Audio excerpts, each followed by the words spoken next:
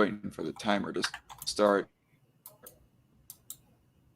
because I don't know if we're technically live yet. Or I guess, well, okay.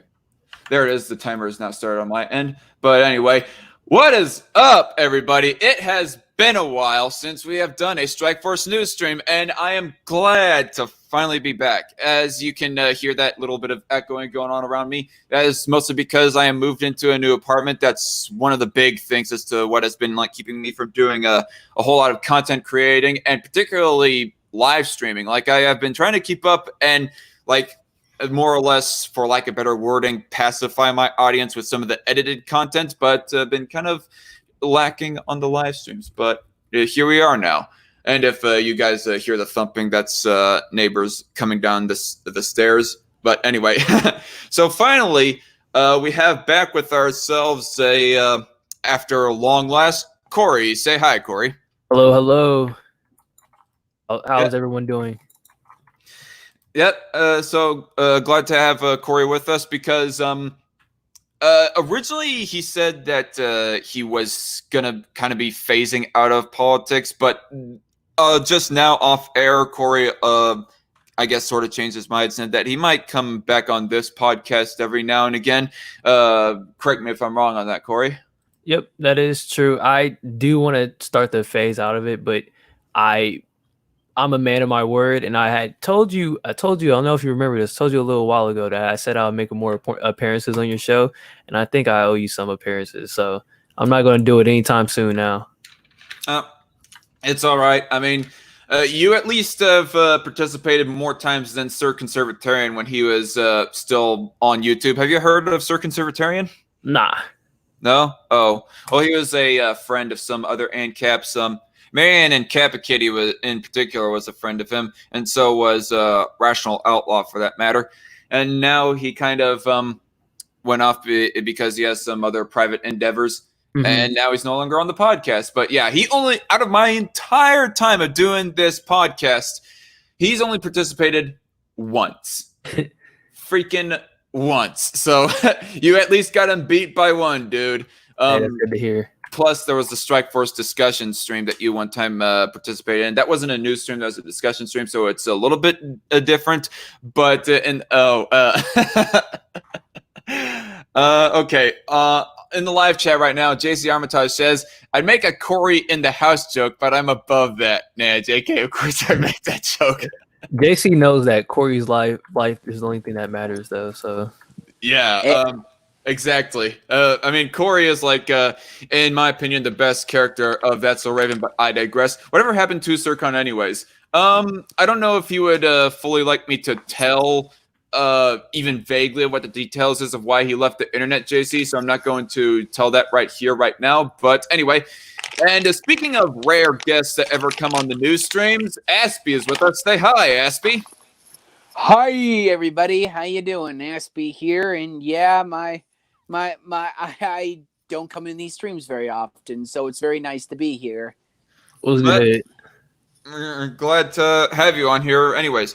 But so anyway, so as you all might have seen from my my most recent episode of Strikeforce Anything was a Strikeforce editorial talking about the Floyd Riots. And the issue that started the Floyd Riots, the looting, the George Floyd killing and police brutality, which led to the riots and looting and the further dividing of America, essentially. And so I was just thinking on us, briefly talking about that, as also our next relevant video is going to be on that subject as well. But before we get into talking about Looter Karen, as I'm referring to her and as I'm sure she's generally referred to as, what do you guys have to say about the Floyd riots and police brutality, George Floyd, and race? What's your opinion on the George Floyd killing, first of all? Is it okay if I go first? Go ahead. Sure, go ahead. All right. I was going to say that I think the George Floyd riots were complete over. I mean, the reason why the riots happened was due to a lot of confounding factors, such as the quarantine and everything, but I do think it was a massive overreaction, because what happened to George Floyd, and a lot of people are going to disagree with me on this, that wasn't a usual something that usually happens with the cops.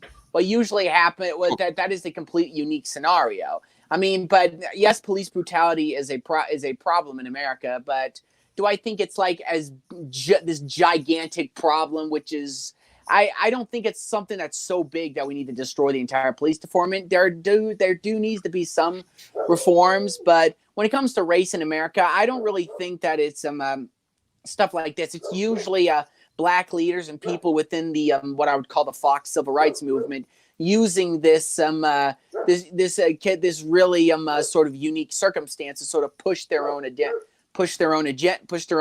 You know, I could say the Booker T. Washington quote where he said that civil rights leaders will eventually be using doing anything to maintain their relevance. So even at the cost of the black community.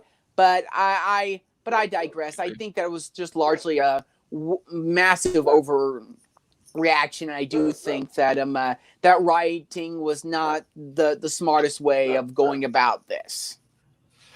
And just now joining us, we have the Crusader with us. Hello, say hello, Crusader. Haven't seen you in a while. Oh. Or, excuse me, the Libertarian Native, as he's going by now. Mm-hmm. Crusader sounded like an edgy 15-year-old thing.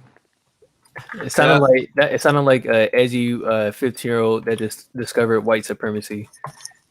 Holy crap! The video breakup that's happening right here is that just me, or that I'm hearing it, or just you?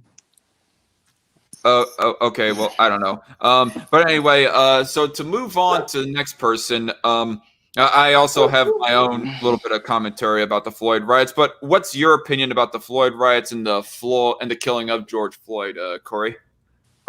So first and foremost, the killing of George Floyd was something that should not have happened. We all agree about that. Yeah, it was 100% misconduct on the officer's point of view, and it was just something that could have been avoided if any officers that were on the scene had at least stepped up and prevented their fellow officer from killing that man. You know, it is obviously I would not say it's a race thing. It's a power that the police have type of thing. This has happened before with a white man back in like 2016. He was also suffocated to death by a police officer. Oh yeah. I forgot what the name of that guy was. Was that veteran guy? Tony Timpa. Tony Timpa, yes. Thank you. I'm just going to call you JJ right now, if that's fine. You can call me Crusader if you want. I don't care. All right. Well, okay. Thank you, JJ, for reminding us. But go on, Cory.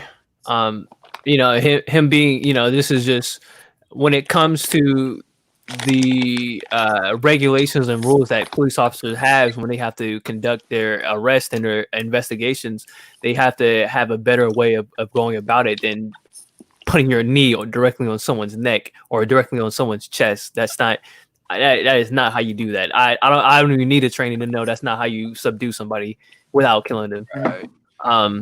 So yeah.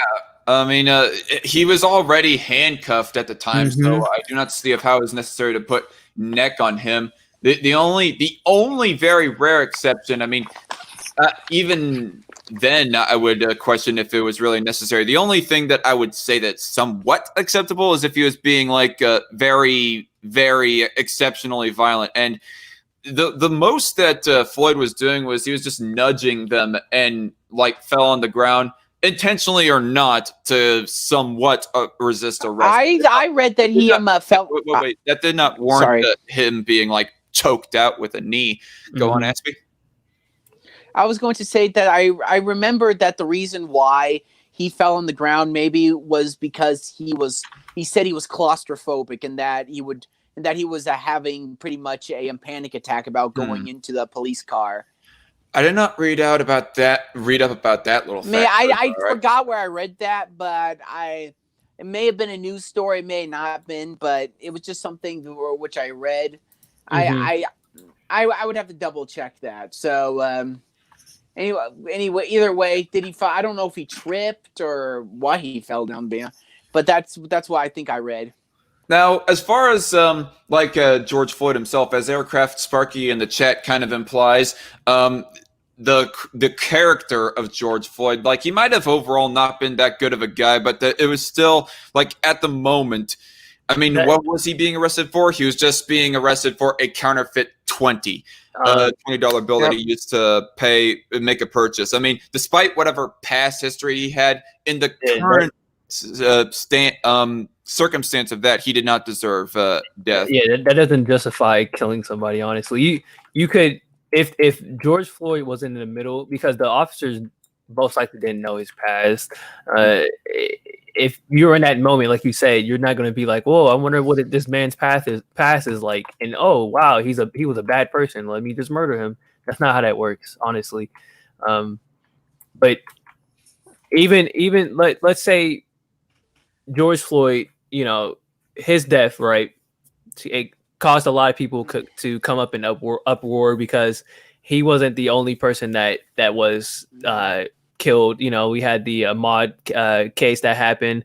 Same with the Breonna Taylor situation. So a lot of people, they just came to the conclusion that they were upset and angry, and them rioting is something I can't agree with. I do not condone rioting at all. Right.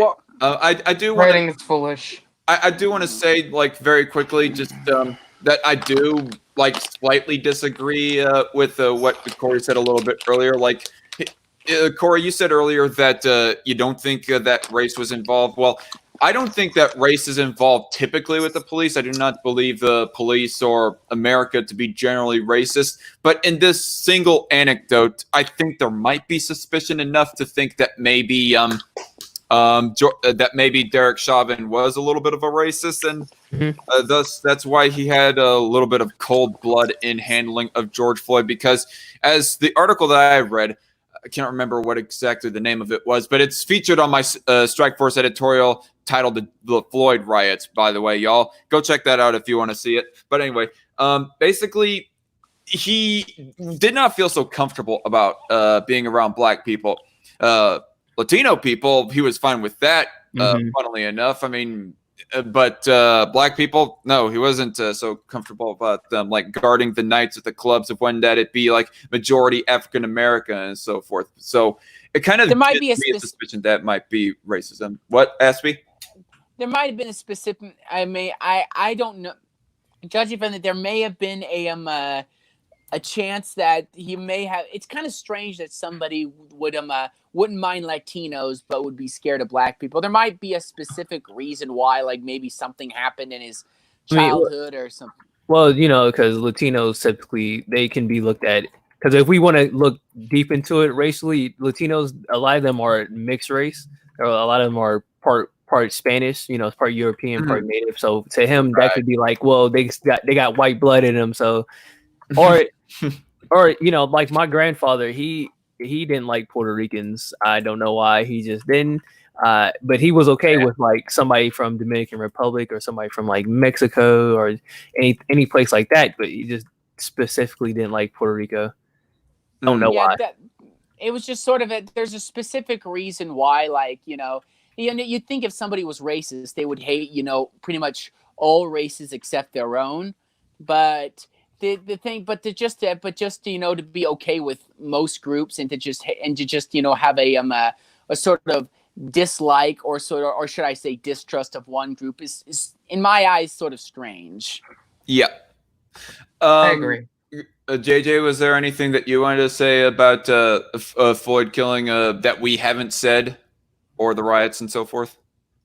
I think I heard he was like having a heart attack or something. Again, I don't know how true that was.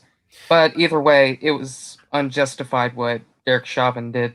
Yeah, exactly. Man, I kind of regret this because I posted in Facebook right around the beginning of these riots, or those riots rather, because it seems that we're out of the thick of it as far as the riots go, and now everybody is talking about the beer virus again. But anyway, I digress.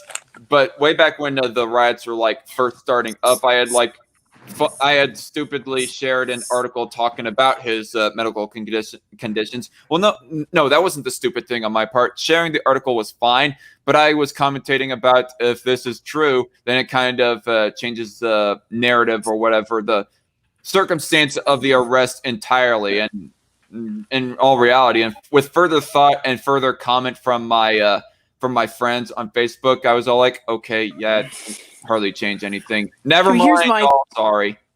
Go. Here's my sorry. Are you still going? No. Go.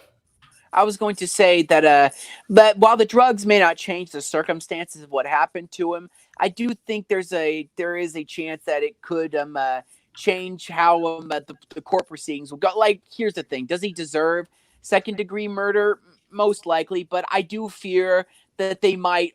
My fear in the beginning of this was that they're going to overcharge him, and that they're going, because if they were to charge him with first-degree murder, I mean that's pretty hard to prove, and I was scared if they overcharged him, they might give him a free pass. You know, they might let him go free, because that makes me nervous. You know, they give him second-degree murder or something, or first, and he just gets the walk free. You know, like, remember, like, if George Zimmerman had been accused of, like, you know, negligent homicide or, you know, voluntary manslaughter, he probably would have been in prison for a couple of years. He may not have been in prison for like 25 to life, but he still would have been in prison for a while. You know, they would have had something. But what happened in this case? I mean, yes, it is much different than what happened with the George Zimmerman case, because at least with George Zimmerman there is at least a chance of there being self-defense. And in this case, this is still stronger. But at the same time, I do fear that if they overcharge him, that the jury may look at the second degree murder charges and go, this is just too much. And then they let him off the hook completely.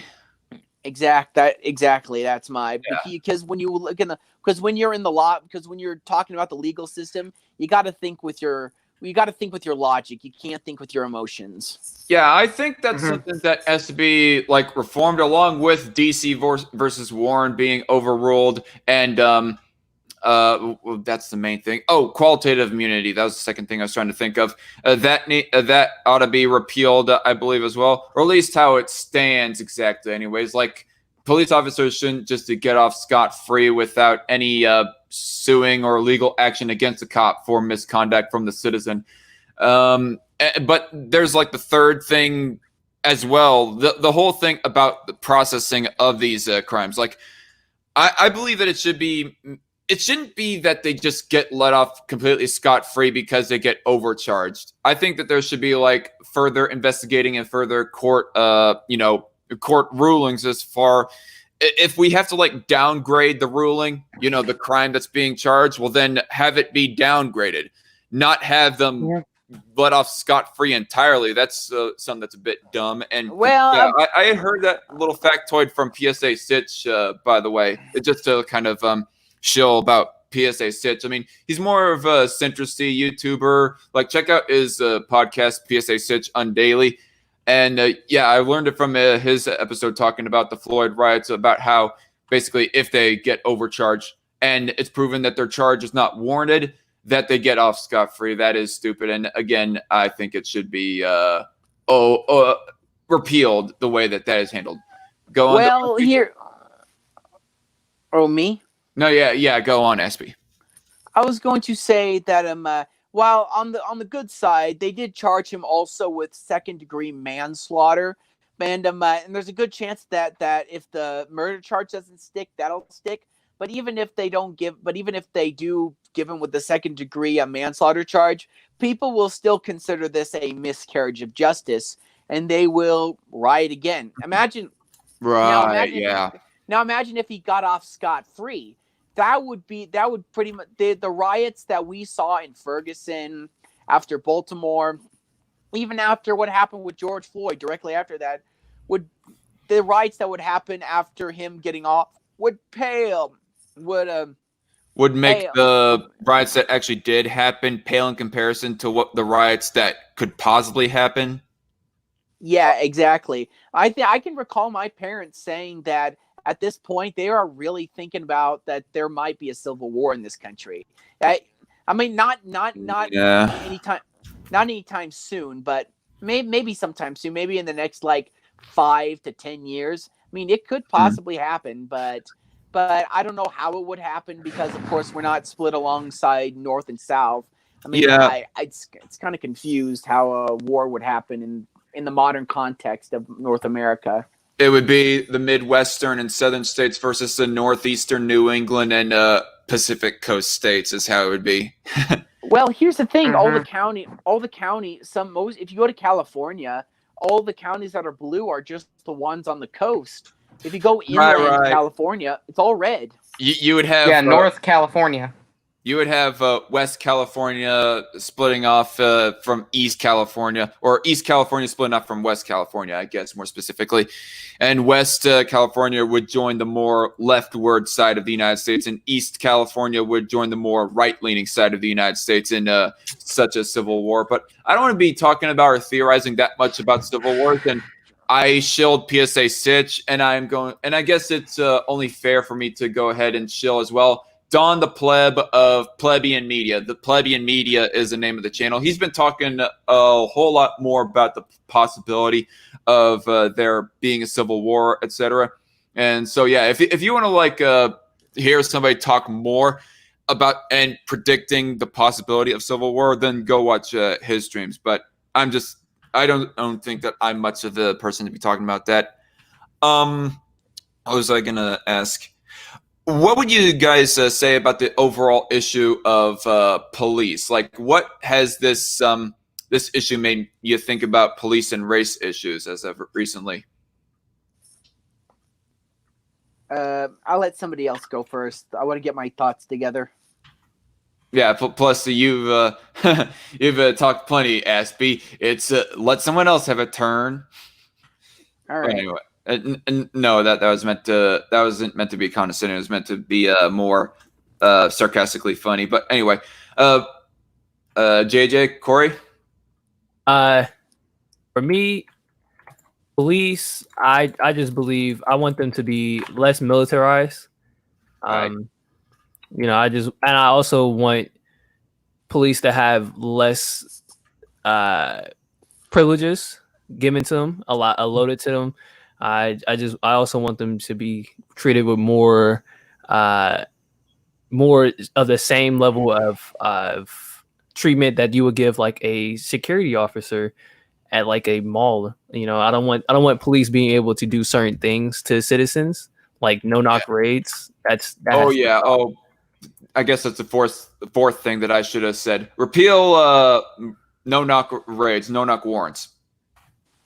But yeah, this has made me gone to thinking that I don't know of how that I would handle it, honestly, because police departments is almost a subjective case-by-case basis because, all the cities have their own individual police departments. But if I had to say, generally speaking, about police, yeah, I agree well enough with demilitarizing them. But at the same time, in all these blue states, at the same time of demilitarizing the police force, they need to get lax on gun rights so that ultimately the citizens can defend themselves from the angry mob that goes rioting and so forth. And speaking of police and riots, I mean, I say that overall, just outright, the riots are not justified. I mean, even if there was 5 people killed at the same time during the whole George Floyd thing, I would still say that the riots are not justified because they are ultimately hurting people who are innocent of any such crime. KB Balla, his startup business that he was trying to do was absolutely destroyed. And of course, I posted plenty of examples of innocent people being hurt, like on the Floyd Riots video and on my response video to TJ Kirk. But it would at least be more understandable, in my opinion anyways. Not saying that I outright advocate for this, but it would at least be more understandable if people were to riot against the specific police departments of which the police officer committing the brutality was under, because the police department wasn't penalizing that police officer efficiently or quick enough. Instead of them targeting small businesses or people's homes, they target government buildings, government locations. Stay away from us. Yeah, stay away from the private citizen entirely, from the private business. And you know what? That is another thing. Like PSA people like the very next day after Derek Chauvin was not being immediately hung at the gallows, for lack of a better term, it just as a figure of speech, they gone rioting. Like they were that much impatient. And PSA Sitch, again, referring back to him, he made a very good point that if, and this goes back to the whole thing of convicting them correctly, exactly what the charge should be. If they were to be too quick with it, I mean, it seems to be damned if they do, damned if they don't at this point. If they are too quick with it, they might just end up convicting him incorrectly and end up letting him off scot-free because they found out the conviction does not fit the crime. If they do it too slow, then that's going to piss the people off to want to just do mass riots. And that, yeah, like I said, damned if they do, damned if they don't. And ultimately, they've done it too slow, or at least in the opinion of the people of Minneapolis who did, the people in Minneapolis who did riot, and across the nation for that matter. Yeah, I would like to say that a lot of people say police brutality happens, talk about, but they never talk about. A lot of people don't talk about why police brutality happens, and the reason why police brutality happens is because police officers are human beings, and even they have their limits when working with certain people. And I would argue that the reason why in the black community, because even I find it funny when people try to make this a race issue, because if you go to like communities like Baltimore or some other black majority cities, the police department is mostly made up of the racial demographic of the area. So it's kind of funny how black police officers would come to dislike their own people in this way, and it makes me think that there's something more to this issue than just police officers. The police department is a racist organization, therefore X equals X. I believe it's because, especially, just some people some people just have no respect for authority. And while you should always question authority, at the end of the day, you should not, you don't want to be a hero, okay? And in the end of the day, most of these cops are just trying to go through their day, do their jobs well, and and get through. But I'm just going to say it right here. The reason why I believe police officers tend to be a little bit more, we could say a little bit more headstrong in the black communities is because in the black communities you have a lot of people who don't really have a lot of respect for authority, who feel as though that the police department isn't there to enforce, isn't there to protect them. It's there to oppress them and make them make them lesser. And I'm not just there might be like a higher percentage, arguably, but I would yes, that's what I'm trying to say. I would like to add the caveat that I don't think it's there's enough of a percentage to put a generalization that generally black people hate cops or whatever. I mean, I personally don't want to pin that. I don't want to say me neither. But I do think that there exists and that to an extent there exists a mindset where they don't. I'll just let what I said speak for itself. At the same time, skepticism or even dislike of cops doesn't in of itself warrant higher police practices. Doesn't warrant it at all. I'm not saying that at all. I'm just saying that the reason why police brutality happens is because people there's only so much somebody can take, even with extra training, everything. There's only so much people can take, and if police officers do something bad, they should be punished. Therefore, but I'm just pointing that out. Yeah, no, it's all right. We just have to be. It's a rather complicated debate, honestly. There's many things that we have to mention in context of this conversation. Is the main thing. I do. Oh god. It is rather frustrating. Wait, what? Sorry, what? What did you say, SB? Did I say something wrong or something, or? No, not particularly. It's just that generally speaking, it seems that today on the internet is not the particularly popular is not the type of climate to be even somewhat friendly towards cops. Well, I see. if you're not I see. outright disrespecting the cops, it's not a generally very popular opinion. It seems like if you're having a neutral, or even more so if you're having like a positive opinion about cops, the popular opinion seems to be having an outright negative opinion. Yeah, and I do want to say it gets rather. And I just do want to say to everybody out there, sorry, my brain is a little bit all over the place right now, but I do want to say right now that know that we aren't going to win any popularity contests by what we say about police and trying to have an even hand as far as our commentary on them goes. But speaking on police, like the generality, the stats are not really there to justify the generality against police. I mean, whatever people like to say about black people, say that disgustingly generalize them as a bunch of criminals or murderers, and no, I'm not. And don't get me wrong, SB. I'm not saying that that's what you were thinking or implying at all.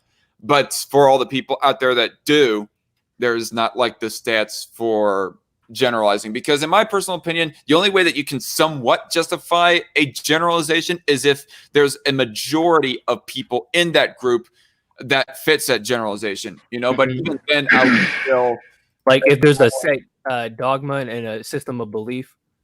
Yeah, like I would say, for example, I would say that it is justifiable to generalize that Republican voting base is fairly, if not very, anti-gay people. That's only because of the percentage of approval polls when it comes to homosexuality. There's like proven a stat right there for justifying that generality. But when it comes to black people, even if you want to say that they're overrepresented in crime, it's not like 50% of the community or whatever is committing. Of course not. It's a small percentage. Like, I'm just gonna pull an arbitrary number out of my ass. Say that there's let's assume that there's 50,000 total murders that happen in the country, be it with guns or whatever else have you, yearly in this country. 50,000, and black people commit 50%, or 50% of them are done by black people. Excuse me. That only adds up to 25,000. 25,000 out of what, 30, 40 million black people in the country.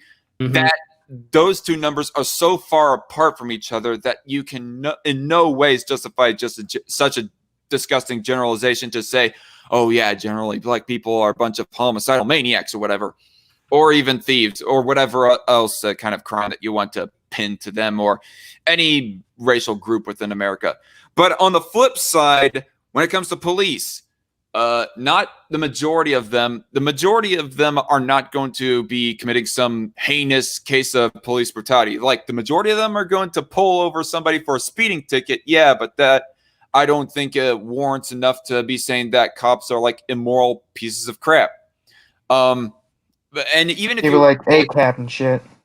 Yeah. And even if you want to not say necessarily majority of cops, but majority of encounters, if you want to break it down to the majority of police to civilian encounters end up violent or whatever, the stats aren't even in that area. It's I cannot remember what number it was that I said in my debate against Jeremiah, but the number is pretty small. It's around 1% of them get violent, of where that so far in that a police goes pointing a gun, drawing a gun on a civilian. So the stats aren't there for the justification, and you can go ahead and generalize that police officers are assholes. That's fair, because the stressful job is going to inevitably turn somebody into an asshole, most likely, most if not all the time in their job. But to say that they're outright immoral pieces of crap, that they do something like that or have done something along those lines, no, I just don't see the justification of the generalization in that area. But anyway, I've kind of filibustered the call for a while. Anyone else want to throw in their 2 cents before we go on to reviewing this video? So with me coming from my background, I'm from Ohio, and I lived in the worst city in Ohio when it comes to the murder rate. Uh, and I've encountered, militarized police, and I've encountered police in pretty much every aspect of my life. Um, at my where I work currently, since I since moved from my from Youngstown, I work at another location here in Columbus, and we have police in our stores to for protection. I have not had a bad encounter with police. There's a point where you have to be honest with yourself when you make generalizations like, oh, all cops are bastards. You have to really sit there and think, like, has every cop that I met been a bastard to me? I've been pulled over before. They've treated me well. They just, I was speeding, got my ticket, got out of there with my life. Obviously, I'm still alive. I didn't get beat up. I didn't get murdered. I'm still here. They say that because, sorry about that, but they don't actually think that cops personally are bastards. They think that they're bastards because they work for a racist system, quote unquote. To me, it all, because also it all depends, because cops are all locally based. There's officers for the city, for the county, and then there's state troopers, there's federal police. There's different levels of police officers, and you can't just, because I hate that whole, like, oh, everything's a racist system, when there was a lot of de-evolution when it comes to the laws that made for each city. Not every city was out here owning slaves and being in a sundown city. A lot of cities were against racism and were against things of that sort. So for me as a black man, my encounter with the police has been positive, but I can sit there and tell you that there are bad cops. There are cops that are out there who became officers just for the power aspect. And to me, it's a story of, instead of rewarding the good cops and targeting the bad. For me, my solution is just making it so the cops in the police system cannot function well in their racist or homophobic or sexist ways. So that's just my 2 cents. Yeah. Look at the screen, y'all. Cory's life matters. That's for Nate. Thank you. Yeah, that's just a little bit of a meme, a bit of a running gag ever since early last year. It was one of the funniest live streams on Nate's show. But yeah, what was I going to say? I guess now, since Cory mentioned his own personal experience with the cops, we'll go ahead and just mention very quickly our own experiences with cops. Mine hasn't been particularly good or bad, honestly. It's been overall neutral. There's one time of where that I'm gonna be honest, I did a hit and run, and then I was what? It was the mildest fender bender of all time, was the thing. So it wasn't like there was any high amount of damages, but still there was there was contact made. The guy had pulled over, and I foolishly drove off to work that same day because I was a little bit nervous about being late to work and so forth. But that was some foolishness on my part. But long story short, fate came back to bite me in the ass. And I'm going to be honest, if I wasn't to be, I guess, well, okay, we'll see you later, Aspie. If I wasn't to do that hit and run, the whole fender bender thing right there of whose fault it might have been on the other person's part, not on my not my fault, but because I did do a hit and run, I ended up getting the ticket. But anyway, the police officers who did roll up to our house find out that it was essentially me who did the hit and run. They were just they were kind of irritable assholes, bit condescending. The analogy that they had brought up was, what if somebody had been hit in your foolishness, in your little hit and run, and then this very bare second afterwards, they were like, now, of course, I'm not saying that you did, Like you didn't do that, but still, all the same, it was a bit of a condescending and false analogy too, for that matter. If I was to be honest, like there was so little damage that I did not see it worth considering, and so I thought I could get off scot-free. But unfortunately, no. I mean, even if there's like no highly noticeable damage done between the two vehicles, it was still considered illegal, and the cops caught up with me, and I ended up getting the ticket in that case. But aside from that, pulled over for, running a bus stop sign, pulled over for a broken headlight at night. Yeah. So, JJ, what's your experience with cops, generally speaking? Over the past few years, preferably around 3 or 4 years, it's been pretty bad. I'll be honest. Yeah, I think that's kind of the implication that I had gotten off with you before, when you go talking about it in Discord. I'm going to be honest. I probably shouldn't have said so many stories about my encounters with police or whatever. But do you feel comfortable giving an example of your bad experiences with cops? Yeah. Specifically this one time, because the other time was kind of my fault, but this one time, I had just gotten home I was walking home from a homie's house because we were just goofing off, just doing shit. Mm-hmm. Of course, I was walking because I don't have a car, and I'll be honest, I was skittish as hell, and I was actually close to my house, maybe a block or two, when I hear an engine rev up behind me. No sirens, no nothing like that, just a rev of the engine coming right towards me. So I fucking bolt. Try to bolt right for my house, and right as I get close to the back door, I hear sirens, and I see lights, and I'm just like, fuck. They pull out their taser or gun, and they tell me to put my hands behind my back and tell me to walk back over to them. And they put me in handcuffs. Oh, what the fuck? I mean, if you want to at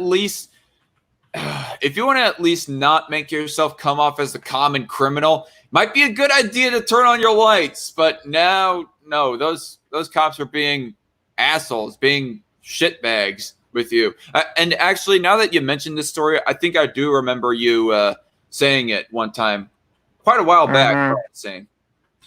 But anyway, we went on so long talking about the Floyd riots, but I still think it was a good idea because, honestly, I hadn't gotten that much to talk to you people about, especially.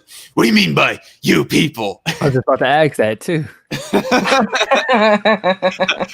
And yes, particularly from Cory, because I did not get to hear his opinion or talk to him about it. But anyway.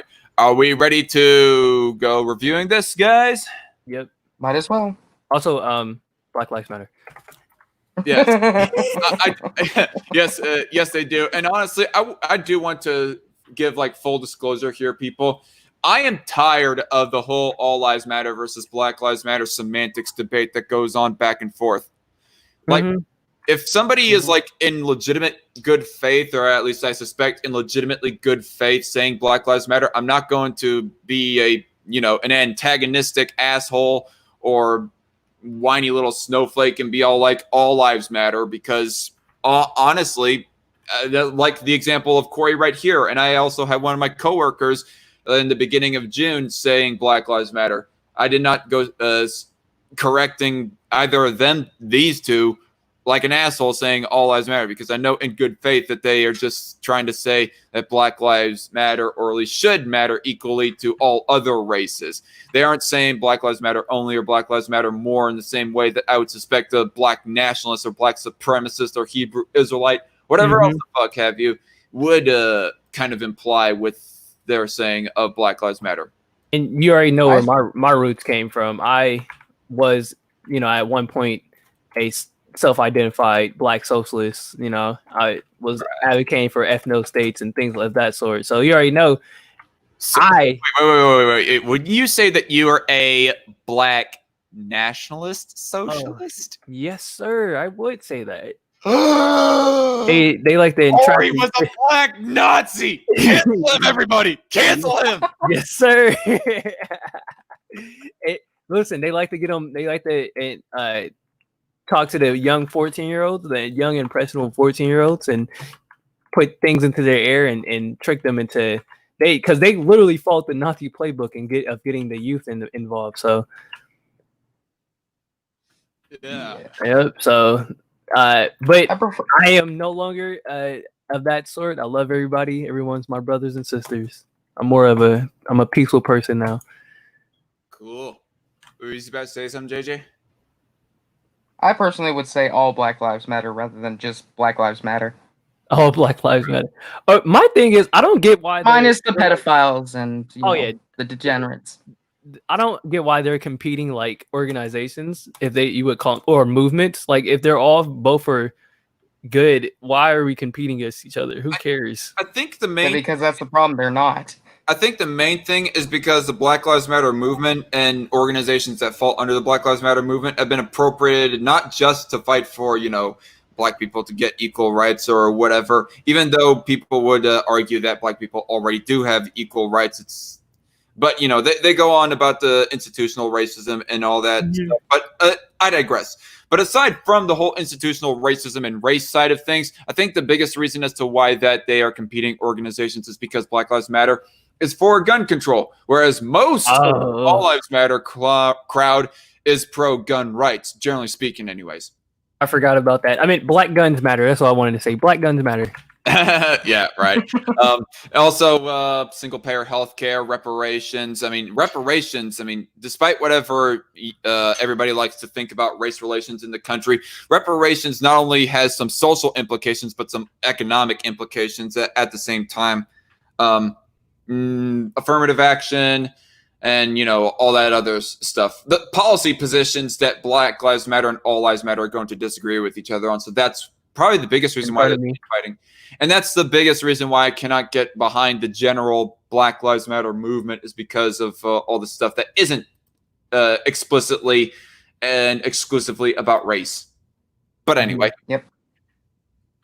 So this is Looter Karen right here. I ran across this video a few weeks ago on Facebook, so it's a little bit old, but it's still a funny one. Y'all want to check this out. And here we go. I'm out here Facebook Live. So I take it you guys can hear her, right? Yes. Yep. She's out here Facebook Live. And that face that I pause her on. All AK lives matter. Yes. Let's remember that saying for when that we go watching this video, everybody. All AK lives matter. On 75th and Stony, across the street, they let these people come outside with their AK-47s. AK-47s to protect their stuff from black people. They ready to kill black people. The Arabs. The fake ass Arabs. What were you two about to say? I say,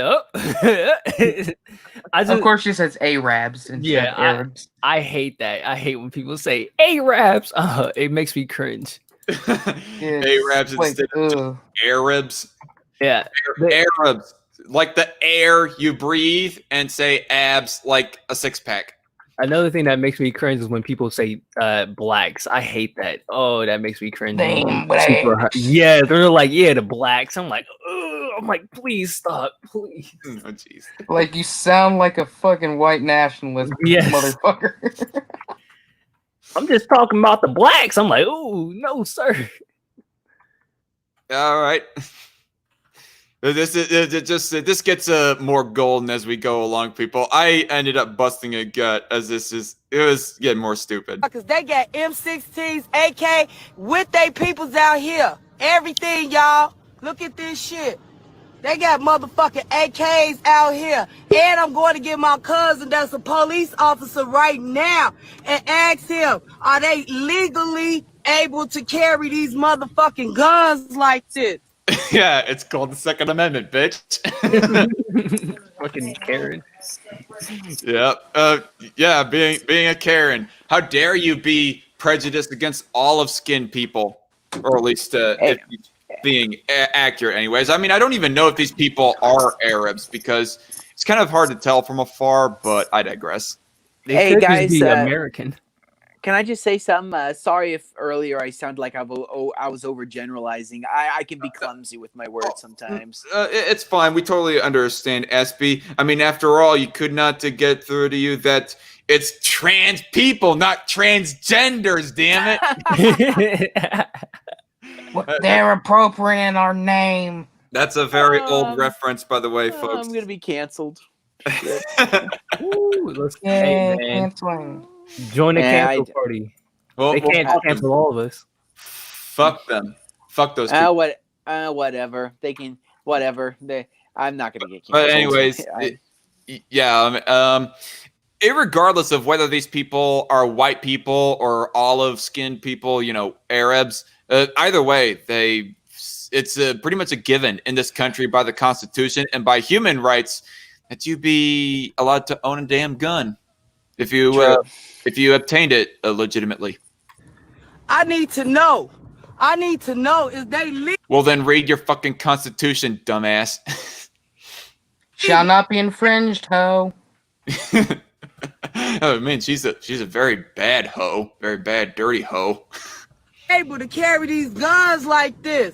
I'm calling my cousin. That's the homicide detective, and you tell me that the motherfuckers that don't live here, they don't live here. This is not a United States citizen. How do you know, bitch? They don't live there. They don't live there. They don't live there because our skin color. Although this is, if we were to borrow her word, that would be very foolish of anyone to just believe it. Hook, line, sinker every single word that she says, because this is like a person that doesn't even know what the fucking Second Amendment is. Oh, sorry, I was talking to myself. What? Okay. Nothing. Never mind. Sorry. Anyway. And he is sitting outside with a whole AK-47 ready to blow black people brains out. I wonder if there are no motherfucking AK. Yeah, I can barely make out what the weapons are, but are you sure they aren't AR-15s? But AK-47s to her, man. Yeah, this is what happens when you talk to the illiterate people, is that they end up assuming what type of gun they are. It's the mentally handicapped that should. Maybe she's looking for Russian. You want to know why she's assuming them to be AK-47s? Because she's stereotyping Arab people, and we know what Arab people stereotypically like as far as their guns go. It's the same as the Russians, an AK-47, right, folks? Some Arabs. Oh, God. Anyway, let's roast this bitch some more. But they say they from America, and this is how they protect this. Well, do you have anything to prove the otherwise, ya hoe? I don't understand why she just randomly went up to a group of people and just started to verbally assault them. Because she doesn't like guns. If she didn't get shot at, or I don't know, they walked up to her and said, "Yeah, we're going to shoot you in the face for being black." Who cares what they're doing? I think it might be because this fucking sociopath right here is for the riots to go on. I mean, as we go finding out a little bit later on, she pretty much has an issue with them, quote unquote, protecting their shit. But let's go. Cheap ass shit. This how they do this, Allah. Allah come and get these people out of our country. This man got an AK-47. He ain't even a legal citizen. This where we at right here. I'm by myself, a whole black woman by myself. And they ready to kill me. Yup. Let me get off from over here. They are ready to kill you, not unless you go approaching them trying to steal their shit. Otherwise, they don't give a fuck. Cousin is the homicide detective, Nataki Road. Yup. What does her cousin have to do with anything? She keeps on saying that he's a homicide detective. Yeah. Well, here's the thing.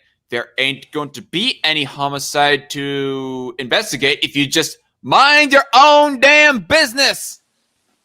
Detective. For real. Yeah. My cousin, your homicide. Yup. This is what they doing on 73rd and Stony Island, right across the street from Farrakhan. Oh, she's doxing addresses. She wants somebody to pounce their asses, apparently. This is what the minister is talking about. Don't trust these people that say they from Africa. They from Morocco. From Morocco. Morocco is in Africa, you dumb bitch. Morocco is in Africa. It's in North Africa. Yeah, it is. Lonely Wolf 1980. All lives splatter. If you get in somebody's business and in somebody's face, you get run over or shot. Ooh, edgy. Damn straight. I might get her a map or something, dog. Honestly, that's what needs to happen. She needs to know her geography better. Yep. She needs to actually just put her in just take her out the country. I just don't want her here. Just deport her. I never understood. Just deport her ass. Wait. You're gonna make an exception on the nap against her, Cory? Listen, I told you. I told you. Races have no place by me. Fuck the nap. Wait, what? Said races got no place by me. Racists got no place by you? Yes, sir. Ah. It don't matter who you are, what you are. If you was a racist, you was a racist. Fake ass Ramadan. Yeah. And they Fake ass Ramadan. What the fuck is Ramadan? Is that supposed to be some slur that black people have? She's trying to say Ramadan, dog. Oh my god. Like just spewing Arabic words here and there. Is Ramadan supposed to be like some slur against Arabs that I don't know about? Nah, Ramadan is the holy month for Muslims. They're not allowed to eat during the day. Okay. It's when they fast for 30 days and 30 nights. They still eat. To be fair, the Karen did violate the net by doxing, so okay, fair enough, Zachary Colley in the chat. Yeah, I mean, if you're like trying to like threaten somebody's livelihood and giving out public information or whatever, and trying to call your goons on people, then yeah, that's on the flip side, that is a violation of the net. But I digress. Kill black people over this cheap ass shit they get from China. Yeah. They ready to kill somebody, and they got a black man out here with these guns. Goes to show, bitch, that protecting one's own private property is not a racial issue. If you got olive and black people side by side with one another protecting it, you know? Rooftop Koreans. Yeah, rooftop Koreans. In this case, rooftop Arabs, apparently, or at least according to her.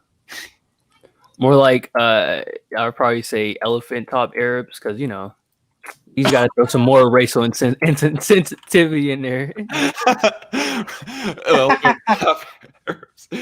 Wow, you son of a bitch, Cory. You son of a bitch. Gotta do it. They're Akbar 47s. Yes.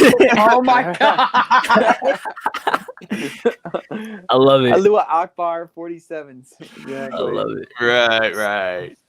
Ready blow you to the Holy Land. It said don't break in their store, but they on our turf. And this is some... They on your turf? What do you mean your turf? I'm sorry. Do you own this property? Otherwise, fuck off.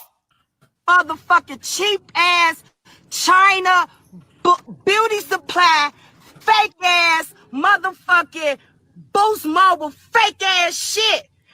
Now, Boost Mobile? What would be a black name for Karen?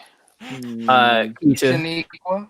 I think Tanisha, yes. Did anybody like remember back when very briefly Karen was used as a term? It was considered as a racist term. Yeah. Oh yeah. That was very funny. But then it very quickly fizzled out, and now Karen is just being used as a very naggy ass, troublemaking bitch, essentially. I swear, even at work where I work, they every time somebody orders a pizza and the name's Karen, we all laugh about it. We all start telling jokes. Oh god, it's hilarious. We don't do them. We do everything contactless, so it doesn't matter. All right. What I was about to say a little bit earlier, I mean, the debate about China and whether or not is legitimate, that's a little bit of a different debate. But I'm going to say that for right now, it doesn't matter where you imported your products from, really. Right. And even though that the Chinese workers might be somewhat impoverished or even heavily impoverished, would they be really that better off if they had no job and essentially starving in the street if they did not have that Walmart factory in China? I mean, I have more problems against the fact that they're in China because of the government aspect of things more than the the worker side of things. Personally, I mean, it would be great if more workers' rights were absolutely guaranteed in China and so forth. But all the same. But anyway. And this is how they protecting their shit. They ready to kill me. And they this Are you implying a threat to be stealing their shit? Is that what you're saying here? That you plan on stealing their crap and you are bitching about the fact that they are protecting their crap from your naggy ass? Huh? I think that's what I just heard. What do you three think? He's a racist. I think that's pretty racist of you to assume that all black people just want to steal things. Oh my God. You're right, Cory. I'm so sorry. I'm so sorry. As a representative of all black people of America, we got to cancel you, man. I'm sorry. We gotta cancel you. Here comes the cancel ray. Hashtag Black Lives Matter. Hashtag Cory's Life Matter. Hashtag for Floyd. Hey, okay. You got one more. You got one more. You got one more hashtag to throw out, and you're saved. All right. Hashtag the riots are justified. All right. Okay. You saved yourself from being canceled.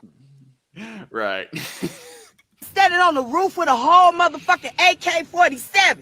And how can you tell from all the way down there, bitch? Especially when you're so fucking illiterate as far as why it is that they're allowed to own guns.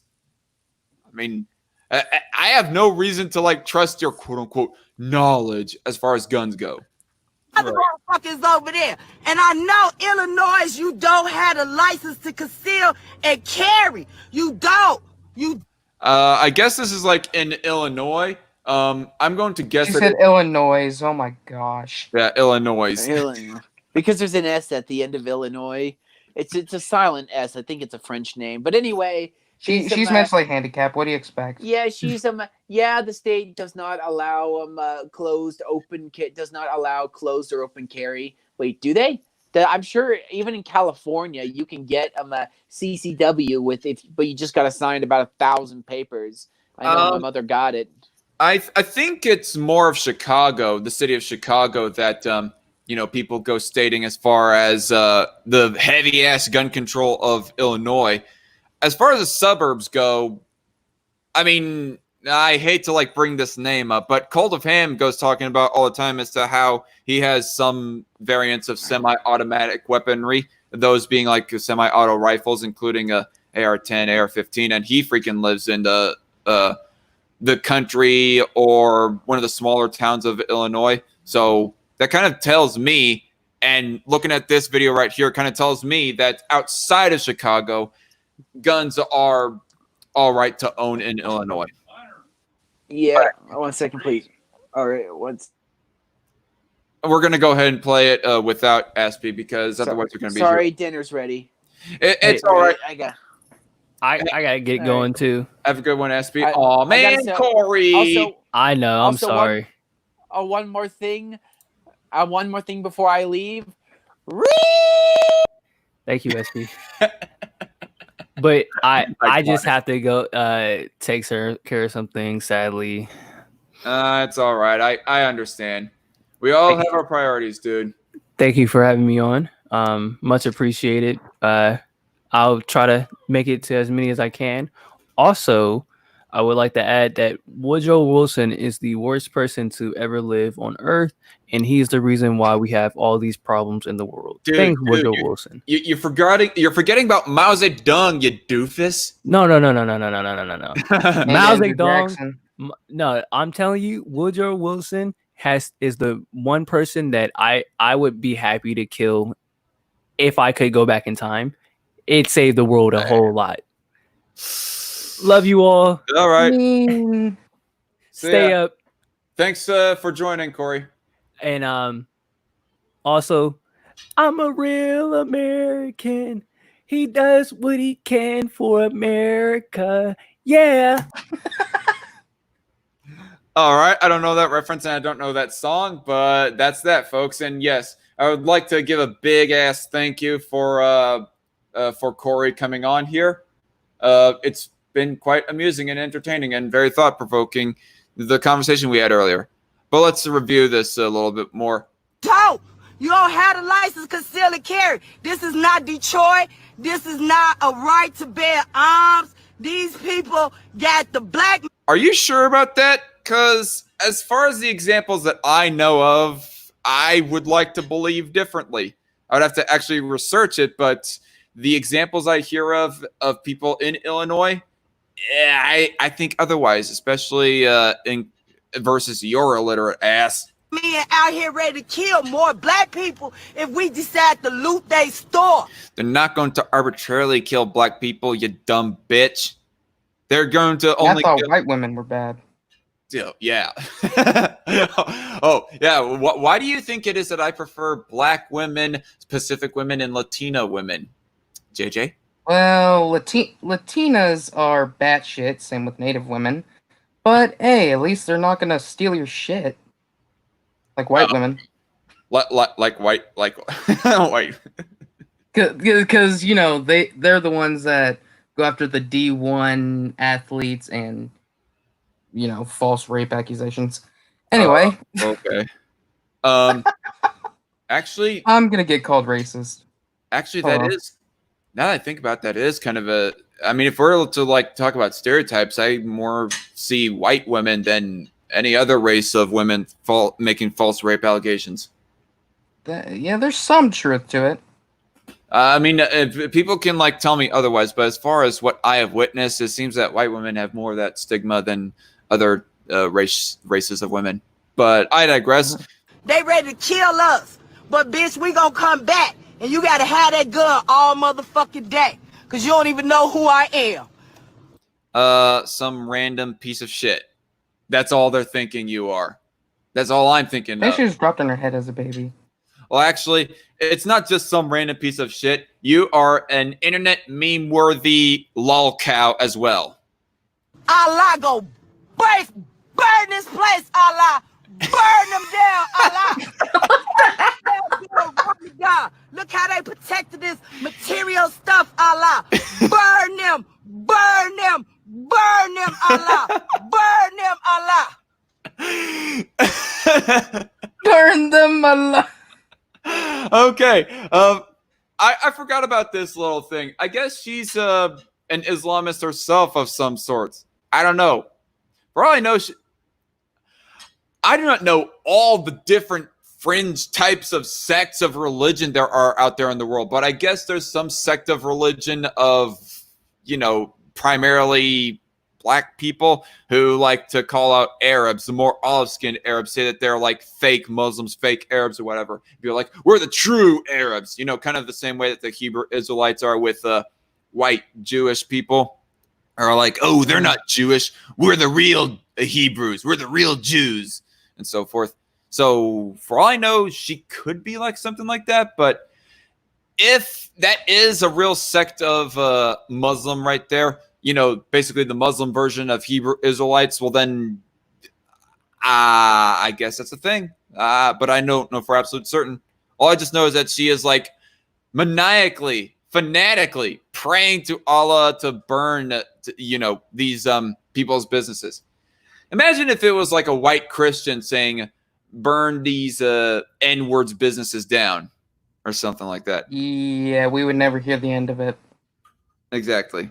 And by the way, you know what? On a little bit of a side note, that there was like a story that I'd run across on Twitter like a long time ago. There's like this ball cap rocking, red shirt, old white fart who was like going throughout Uganda, throughout this Ugandan mosque or something, ranting against these black people, calling them nigger bitch. And that's verbatim quote right there. He kept on insisting that they were a bunch of quote unquote nigger bitches, and just being verbally and physically abusive with them, just assaulting them because of the fact that they don't accept Jesus, purely because of that. Yeah, that's fucked. Yeah, this was a missionary, and it was absolutely disgusting to me. Being an abhorrent racist, assaulting these people just because of a difference of religion. You know what? I should have like made a reaction video to that something. But anyway, play the video a little bit more, and I'm gonna try to get caught up a little bit more on the chat because there's a whole lot that went down. Fake ass Ramadans. Fake ass Ramadans. Got black men's out here, whole AK-47. And they like they locking our motherfucking malls down. But bitch, I'ma make sure this motherfucker get burnt down. Is that a threat? Are you going to like grab a flamethrower or a lighter or a Molotov cocktail or something and throw it at the business? And Zachary Colley in the chat brings up a good point, by the way. He ain't even concealing it. This lady's delusional. Exactly, Zachary. Doesn't even know the term of concealing.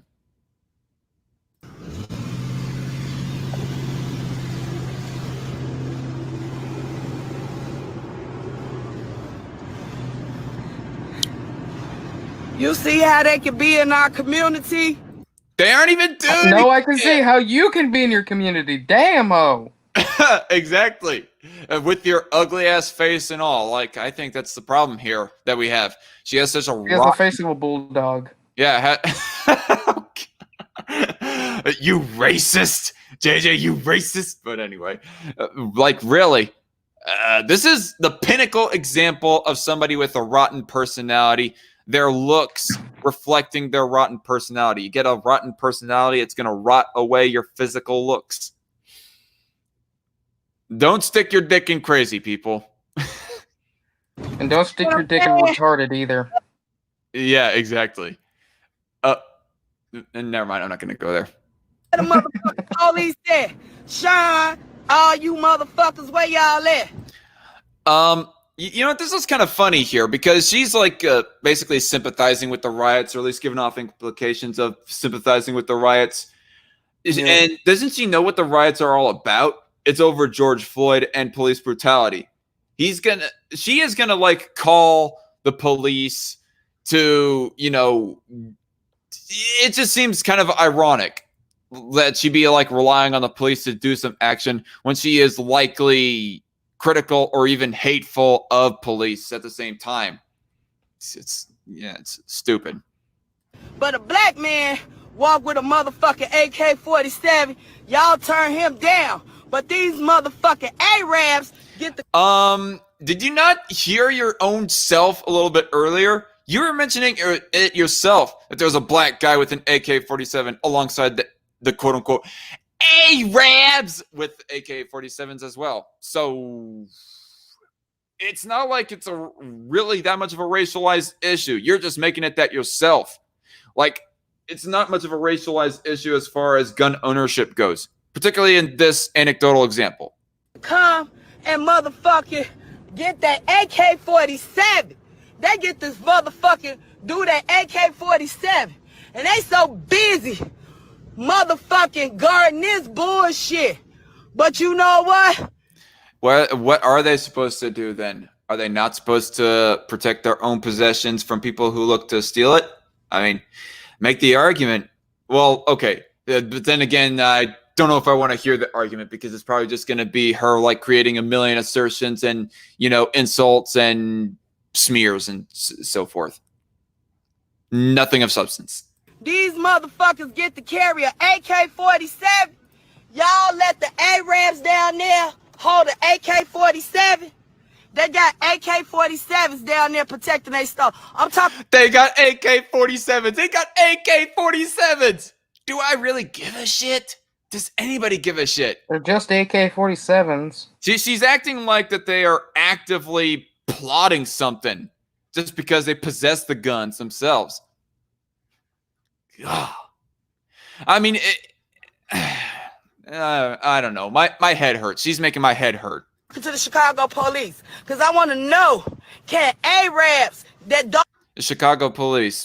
She says, like, maybe this is in Chicago, and gun laws are a whole lot more complicated in Chicago.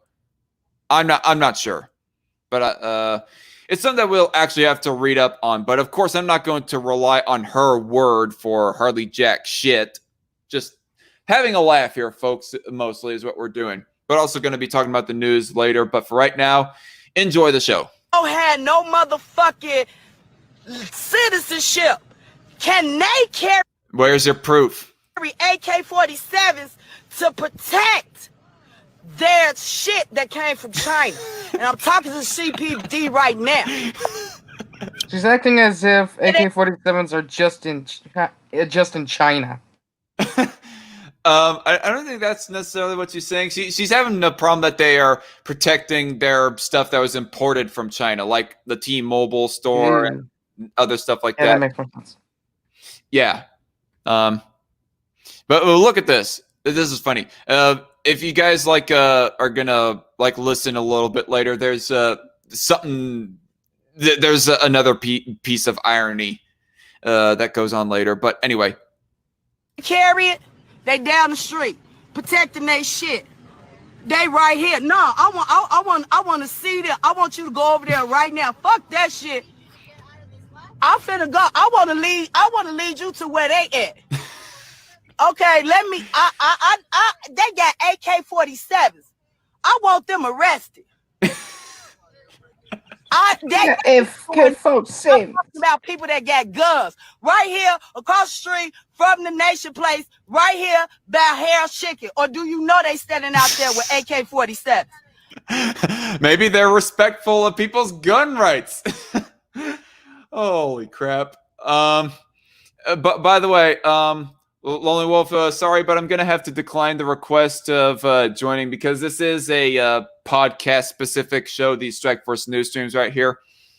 And the current podcast co-hosts are JJ, Cory, and Espy, who were on earlier, Rational Outlaw, and Loudmouth Reviews. And as of recently, well, I'm not going to mention the name of this person because he's a new addition, and I want it to be more or less a surprise as soon as he can get on.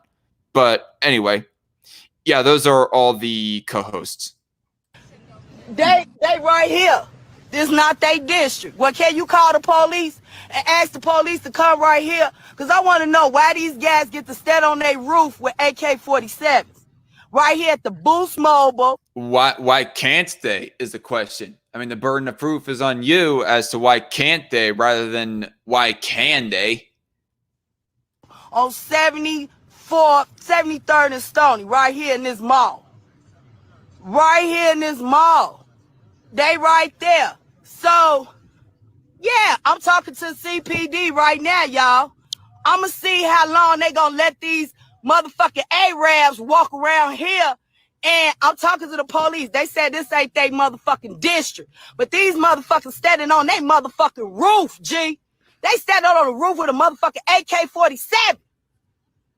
We got to shut their asses down. This is what the fuck we talking about.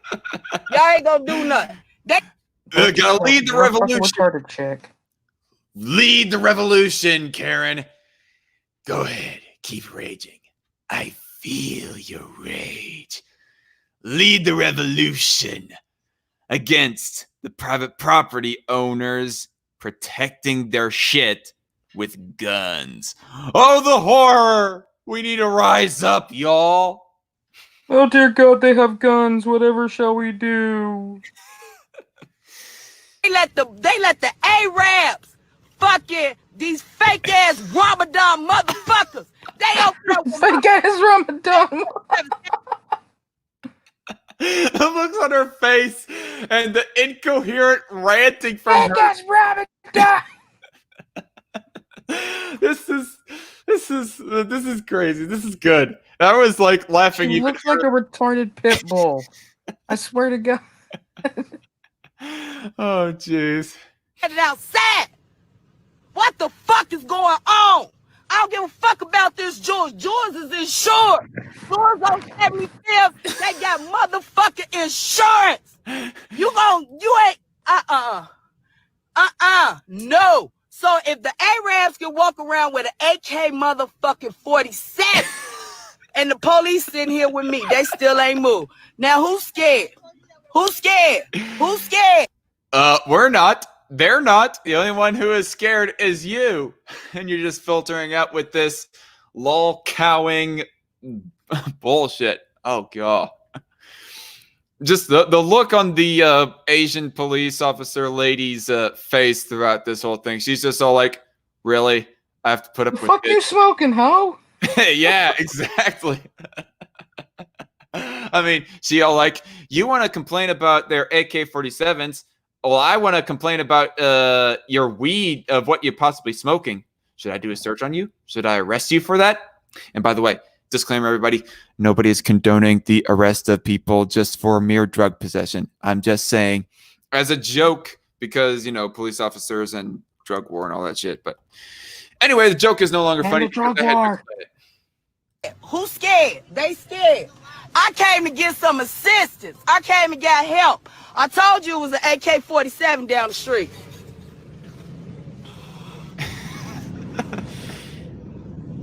These motherfuckers got AK-47s. These scary ass police, they scary as fuck. The police is scary as fuck. Y'all cowards. Y'all motherfucking cowards. I think, I don't know if she was like at the same time saying that the Arabs with the AK-47s are scary, and at the same time saying that the police are scared. But I think what she's meaning to say is that the police are scared, not the police are scary. Or maybe she means both of them as well. I don't know. But no, they aren't scared. They're just finding it not worth their time. Finding it none of their beeswax. The fact that people be defending their property with guns. So fuck kindly off, ma'am. If you are a ma'am. It's ma'am.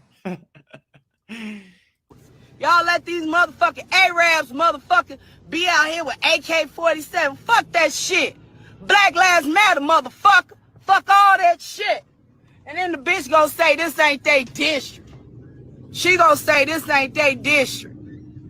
That's what I'm telling you about these. Even if it was their district, do they even give a shit enough? Is my question. These bitch ass police. They Bitch ass police. No, the only bitch here is you, ho. don't want none of this, but I'm finna go back over here. Cause I wanna see, look at these punk motherfuckers. Don't want none of this. Oh, I'm so scared. I'm so scared of the megalomaniacal fanatic right here. Oh, can't even speak. The idiotic megalomaniacal fanatic right here. I'm so scared. These motherfuckers is some punks.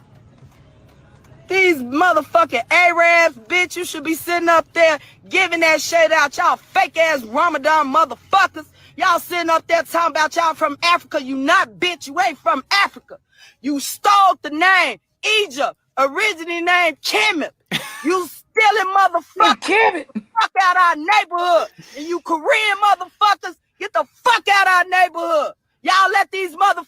You know, that's a bit. I paused it at the right moment right there. But anyway, so you heard that, right? She was bitching about Koreans. She has a prejudice not only against Arabs, but also against Koreans. I mean, my question is, what ethnicity or what race was that cop that she was just looking at? Was she Korean, possibly? Which, if that is the case, well, then that is ironic. Why are you trusting a Korean cop to do your dirty work for you when you don't even like Koreans, a looter Karen? Fuckers said y'all got black men's motherfucking protecting their alcohol. You got black motherfuckers out here ready to kill us about this bullshit that's already insured. All this shit is motherfucking insured. So what if it's insured? I mean, even if it is insured, they still want to protect it just so that their insurance rates don't go up and just so that their time doesn't get wasted having to restore their business. money and insurance is not the only thing to worry about. Also, time. There's a little thing called time to worry about too. And that is more valuable than money. Money cannot buy time, and they want to save their time by preventing looters from looting their shit to end up wasting their time needlessly when they could have protected their shit from the looters with guns. That is less time spending than possibly having to completely restore their business, whether or not they have insurance. So shove it up your ass. Target, Macy's, all this shit, but motherfucker, our life ain't insured. And these bitches up here with a motherfucking AK-47. And the police motherfucker tell you about the police, they're a piece of shit. That's what the fuck. You're the only piece of shit in this story right here, looter Karen. They are a motherfucking piece of shit. Bitch. Talking about they protecting their shit. Y'all let them motherfuckers come over here with these motherfucking guns. They the gangbangers, Sean. All the motherfucking police. Y'all want to know who the gangbangers? Y'all let these motherfuckers come over here, stand on our shit with this shit. This is disgusting. I'm bringing the police back over here. This motherfucking disgusting. All right. Anyway, that's the end of it right there, folks. So what do you think, JJ? I've never wanted to hit a woman so hard before in my entire life. I know, right? It's okay. This is an interesting point right here because all that ranting that she wants to say about Egypt and so forth, I don't have much of a take to say, but Zachary Colley says, sorry, but archaeological finds indicate Egyptian depictions of what? Lacks applied to Nubians, not the Egyptians themselves. Okay. Yeah. Anyway, so that's pretty much the end of that insanity right there, folks. I'm just gonna actually, Lonely Wolf welcomes me to be shilling this stream in his Discord. I'm gonna just do that very quickly, I guess. But oh, 1 second. Dang it, screwed it up. I just did that. So moving on from that insanity, folks, we're going to be talking about the notorious beer virus. So now Yay, that beer. What? Yay, beer. Yeah, I want to get a beer. That's probably what I'm going to do soon after this this live stream right here is get myself a 6-pack of Blue Moon or something because I ran out of liquor aside from tequila and Smirnoff Ice. And yikes. Yeah. But anyway, so now that the Floyd riots are pretty much died down overall, folks, the news is now hot and heavy about the forbidden to mention beer virus now. And of course, everywhere on Facebook, it's being posted about as there's like mask mandates. I don't know of how it is for in Oklahoma there, JJ, but how is it in Oklahoma? It's there. What? There's a mask mandate down there? Maybe not a mandate, but they're really recommending it. All right. Well, as I had read this article about a week or two back, basically Laura Kelly has now mandated masks be worn generally out in public and so forth. And a little bit after hearing that story, I had heard on the radio that Sedgwick County said that supposedly they weren't going to enforce it. But then a little bit later on, they capitulated and decided to start enforcing the mask mandate themselves. And then Wichita put in forth their own mask mandate. So you got 3 different sections of governments that are saying, yeah, let's do this mask mandate. I mean, me personally, I'm trying to wear it as little as possible, particularly when I'm out in, outside. When I'm indoors in a private business, I go ahead and put on the mask because, private business owner is asking me to do that crap. But nonetheless, it's there, folks. And there's even I'm not even so sure of how this is, of how true this is, but I go hearing that Kansas is considering doing another shutdown to try and go against, the to try and fight against the beer virus. And so on regards of the C word virus, I had said a few weeks ago, quite a few episodes ago, I had gone reading an article that was talking about hospitals being being paid for COVID deaths, basically being paid to mark deaths, certain deaths as COVID deaths. Mm-hmm. And I did not know how true that was at the time, because it was from an article that I did not even know the reputation about, that was citing a Fox News interview, an interview with some doctor or something like that. So it was not very trustworthy from the very start there. So I did not know how to think. I was just take it with a very heavy grain of salt. But after reading this article from a website called clickorlando.com, it seems that there is very little to no evidence that hospitals are actively being paid to inflate the numbers, to artificially inflate the numbers. I mean, arguably, yes. Hospitals, as broke down in this article a little bit later on, and I will be having all the links for my articles down in the description box below after the stream if anybody wants to read them afterwards. But basically, a little bit further down, they are being paid for whenever there is a COVID-19 death, because treating somebody with this new virus is a little bit expensive, because they do not know what they're getting into. But are they actually doing it? Are they actually marking certain deaths as COVID deaths falsely and artificially inflating the numbers because they're being paid to do so? There is little to no evidence to suggest it, as the headline goes, suggesting right there. So I'm going to try to keep on looking into this and see if there's any truth to at all, because there is nothing absolutely conclusive that they are not doing it, but there is statements in this article that makes me lean towards that. Yeah, they might not be doing it. So, and the biggest reason why I wanted to look into that claim was because, as much as of a problem that I have with the World Health Organization and the Center of Disease and Control, and how they are doing their numbers and so forth, I have more credibility and more respect for the doctors and hospitals themselves, because they're on the front line of actually trying to treat this crap. So it would be very disappointing to me if I was to find out that the doctors and hospitals are ultimately being dishonest with their practices. Is it unintentional or what? And so that made me want to go researching it.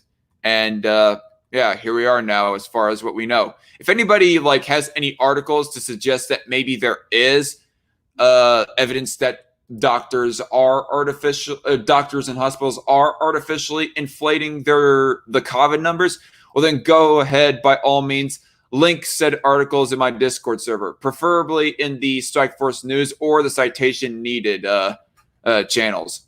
For all of you who are in my server anyways, go ahead and link those articles. But moving on from the speaking of artificially inflating, because that's what I want to primarily talk about here. The artificial inflation of the COVID-19 numbers.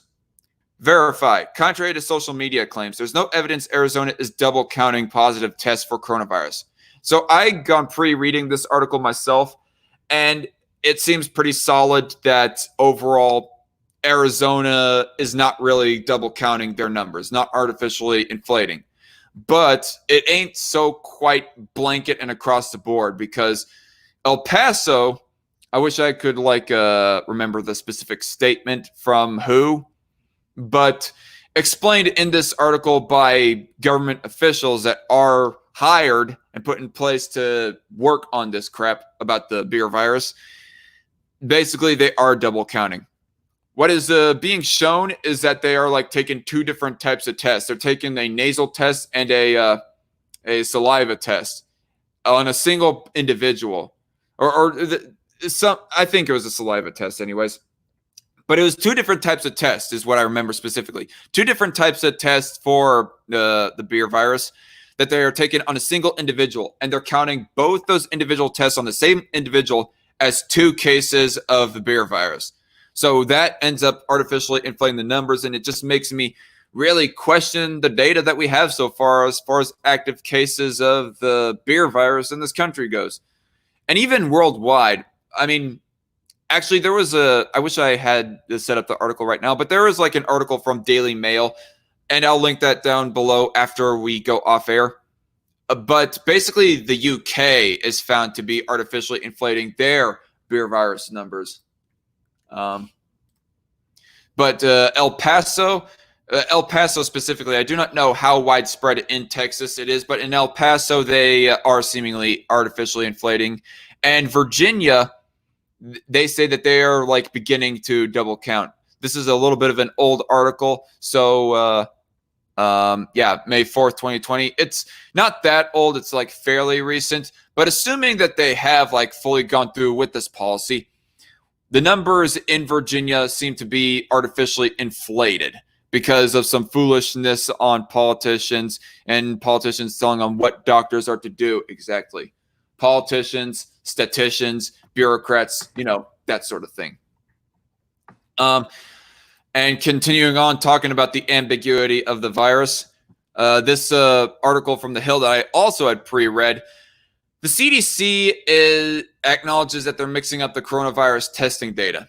So basically, if I can remember correctly, how it is that they are mixing up the data and quite frankly, messing up the data is that they are counting in not only the positive cases of coronavirus where people are, effectively being infected by it, but also all the people who have the antibodies, only the antibodies for coronavirus.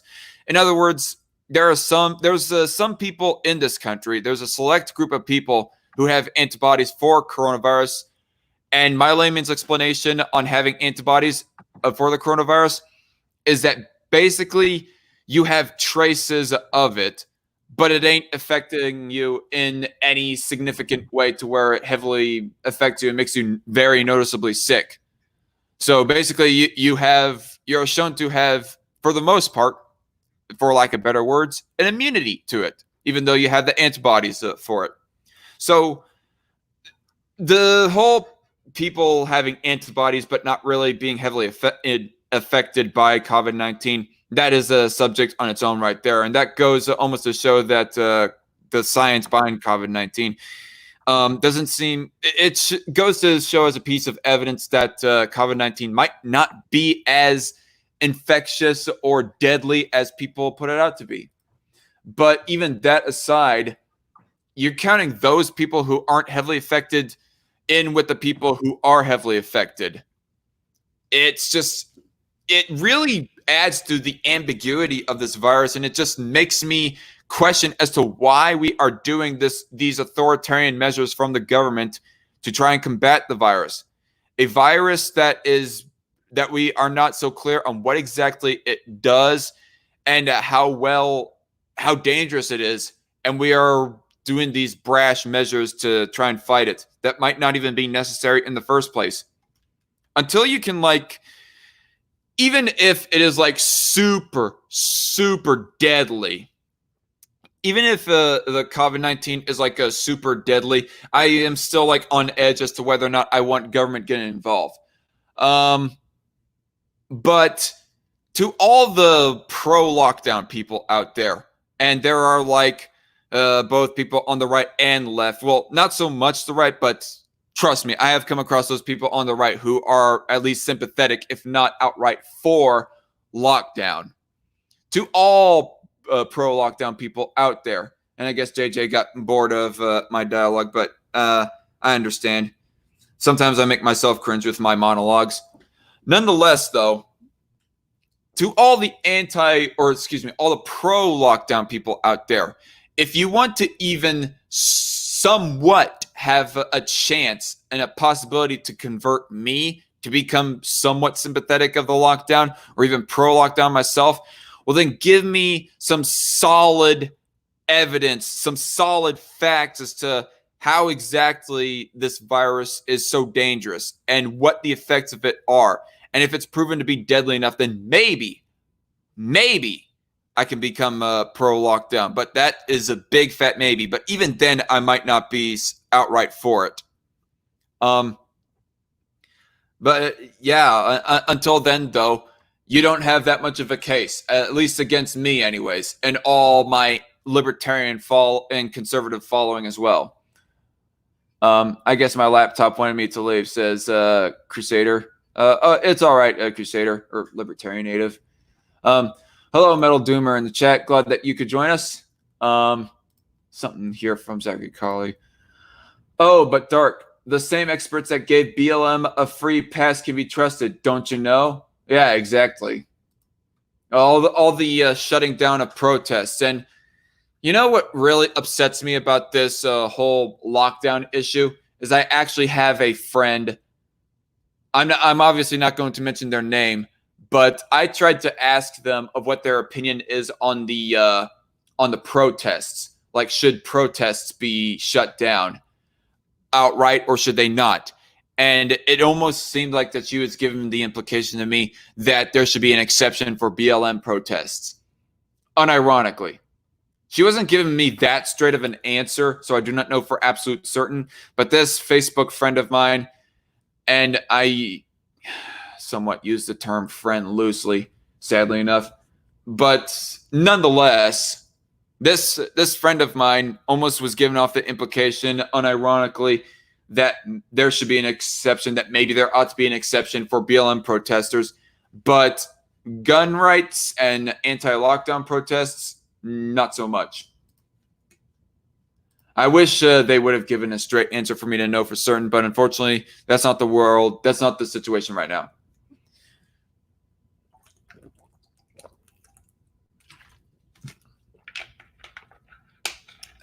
Excuse me, having a sip of water right there.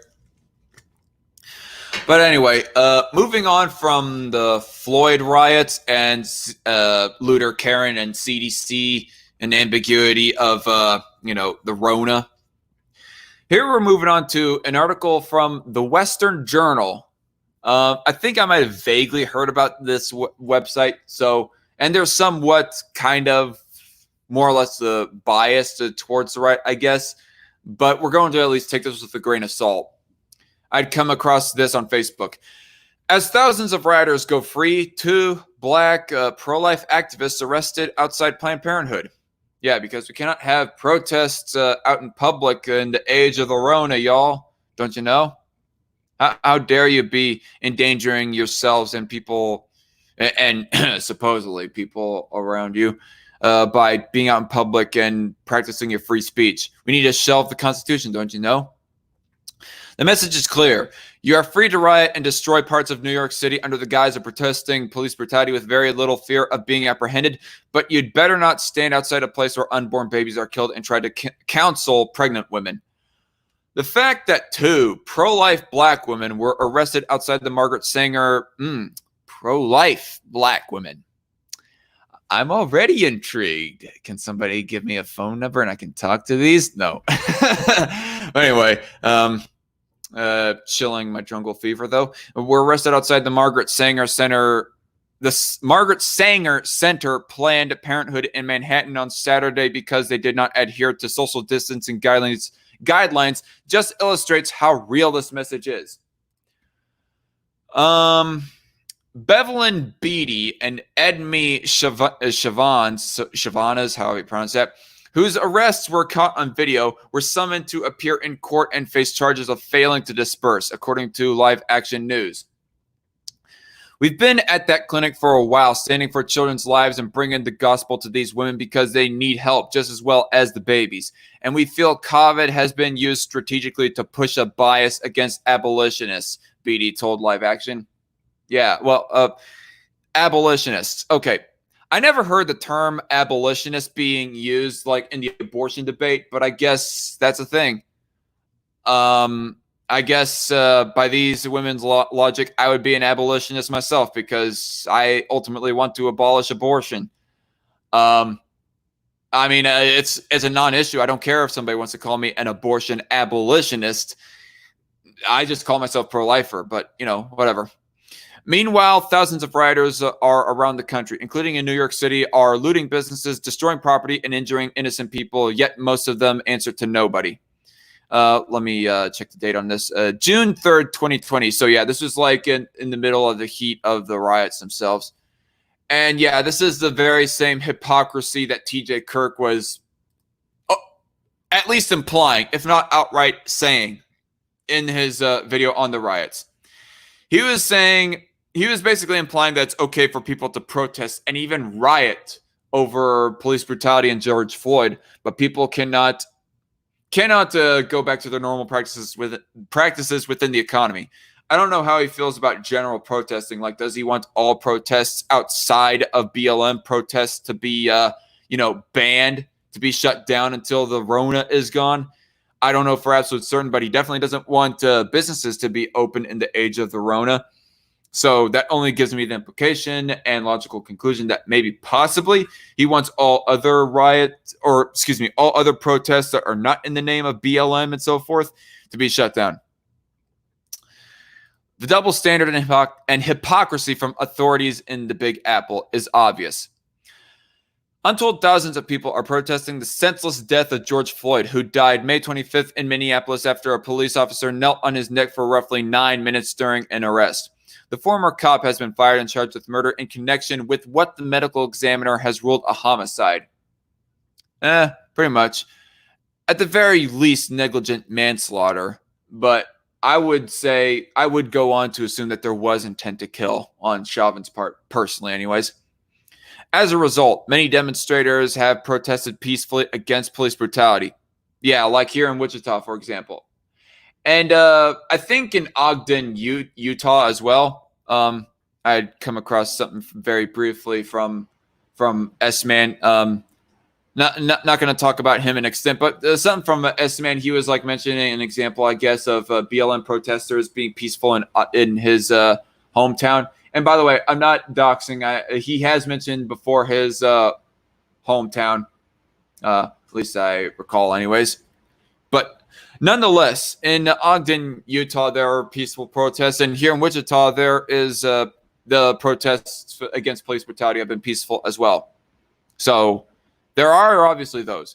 But at the same time, lawless riots have erupted all over the nation, including in New York City. Yeah. Let's keep it nuanced, folks, because this is a pretty nuanced issue right here as far as riots go. Those individuals who protest peacefully are trying to send a message of change, while unruly rioters want to cause destruction with no motive except to cause fear and panic. Beatty and Chauvin's, meanwhile, were trying to make a positive difference in a peaceful manner, exercising the First Amendment rights afforded to them in the United States Constitution. We have the right to be here, Beatty said in a Facebook video she took of the incident. The two showed up early Saturday so they could reach out to women who entered the facility seeking to obtain an abortion. According to Beatty, they weren't even protesting. They were simply trying to counsel women. On this particular day, according to Beatty and Chauvin's, well, they would still, government officials would still, wrongly so, by the way, would still say that it's wrong because you're not socially distancing and whatnot. When you're trying to counsel women, you're trying to talk to them and so forth. And I can't remember which article is it right here, but yeah, apparently one of my articles is timed out. What was it? Let me read up in the chat here. Zachary Colley says, "Stay away from my birth control. None powers taken my birth control from my ovaries." LOL. Yeah, I guess that's a Freedom Tunes reference. Am I correct there, Zachary Colley? Because birth control, I remember that's from Freedom Tunes. On this particular day, according to Beatty and Chauvin's, barricades had been obtained by Planned Parenthood and placed on either side of the entry door to the building in an attempt to disrupt the women's pro-life activism, Live Action reported. However, Beatty and Chauvin's refused to let this stop their outreach. Planned Parenthood complained and notified the police, who came and told the women they were violating the social distancing orders mandated by state and city authorities, according to the outlet. God. Well, fuck them. Fuck those orders, quite bluntly. Zachary Colley says yes. So, okay, I guessed it right as far as what he was referencing. Planned Parenthood is not following social distancing, mind you. The person I'm standing with, I actually live with, so we don't need to follow social distancing. Yeah, exactly. So it's pretty ironic that you would be arresting them when they're already, living close with each other. Why is it any different when they are like roaming the street with no one else close by them? But the police were saying we were violating social distancing, and the only ones that are supposed to be there are the ones that work there, BD told Live Action. I do want to say that even if I was to be pro-lockdown, in all reality, the people who live with each other shouldn't be mandated to socially distance from one another, since it's already a moot point because they already live with each other. Otherwise, you're going to have to literally be invading in their home and making sure that they socially distance. Have a police officer in every single home in America, folks, right? Wrong. And we told them we're not moving because it's a public sidewalk and we have a right to be there. They could be there because they work for Planned Parenthood, but we work for Jesus. So as long as this is a public sidewalk, we can be here. But the police wouldn't budge, and after the women repeatedly declined to move per the police's orders, they were arrested. Remind me again, who are the real criminals here? 2 women who are trying to have an impact and save unborn black babies, or those causing real and lasting physical damage to structures and lives all over the city? I would say definitely the latter. In 2016, nearly 60,000 abortions were conducted in New York City. Wow. 60,000 abortions. In one single city, you have that amount of kills or murders, if we were to say quite bluntly. That is even bigger than the amount of kills done nationwide as far as homicide goes. Wow. Were conducted in New York City, according to the pro-life Charlotte Lozier Institute. Oh, I gotcha. Okay. I was reading that wrong. I was almost thinking Guttmacher for a second there because Guttmacher is pro-choice. Let me restart. In 2016, nearly 60,000 abortions were conducted in New York City, according to the pro-life Charlotte Lozier Institute. And between 2012 and 2016, more black babies were aborted. 136,426 in the city then were born. 118,127. The Wall Street Journal reported in 2018, citing a New York City Health Department report.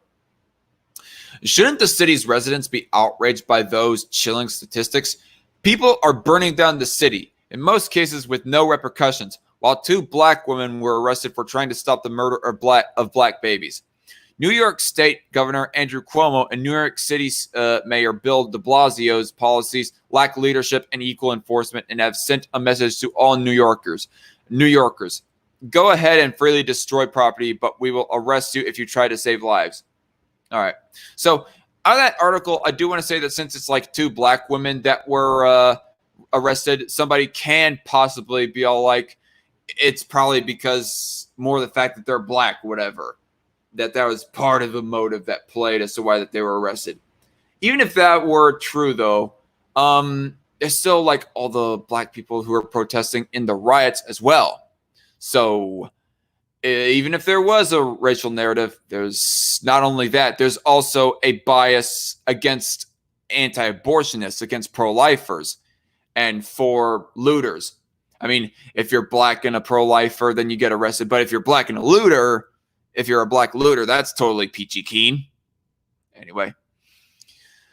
So I guess BLM only cares about black lives when a cop kills, not when Planned Parenthood or a clinic does it, says Zachary Colley. Yeah, pretty much. Pretty much, Zachary Colley. But anyway, this is an article from Washington Blade.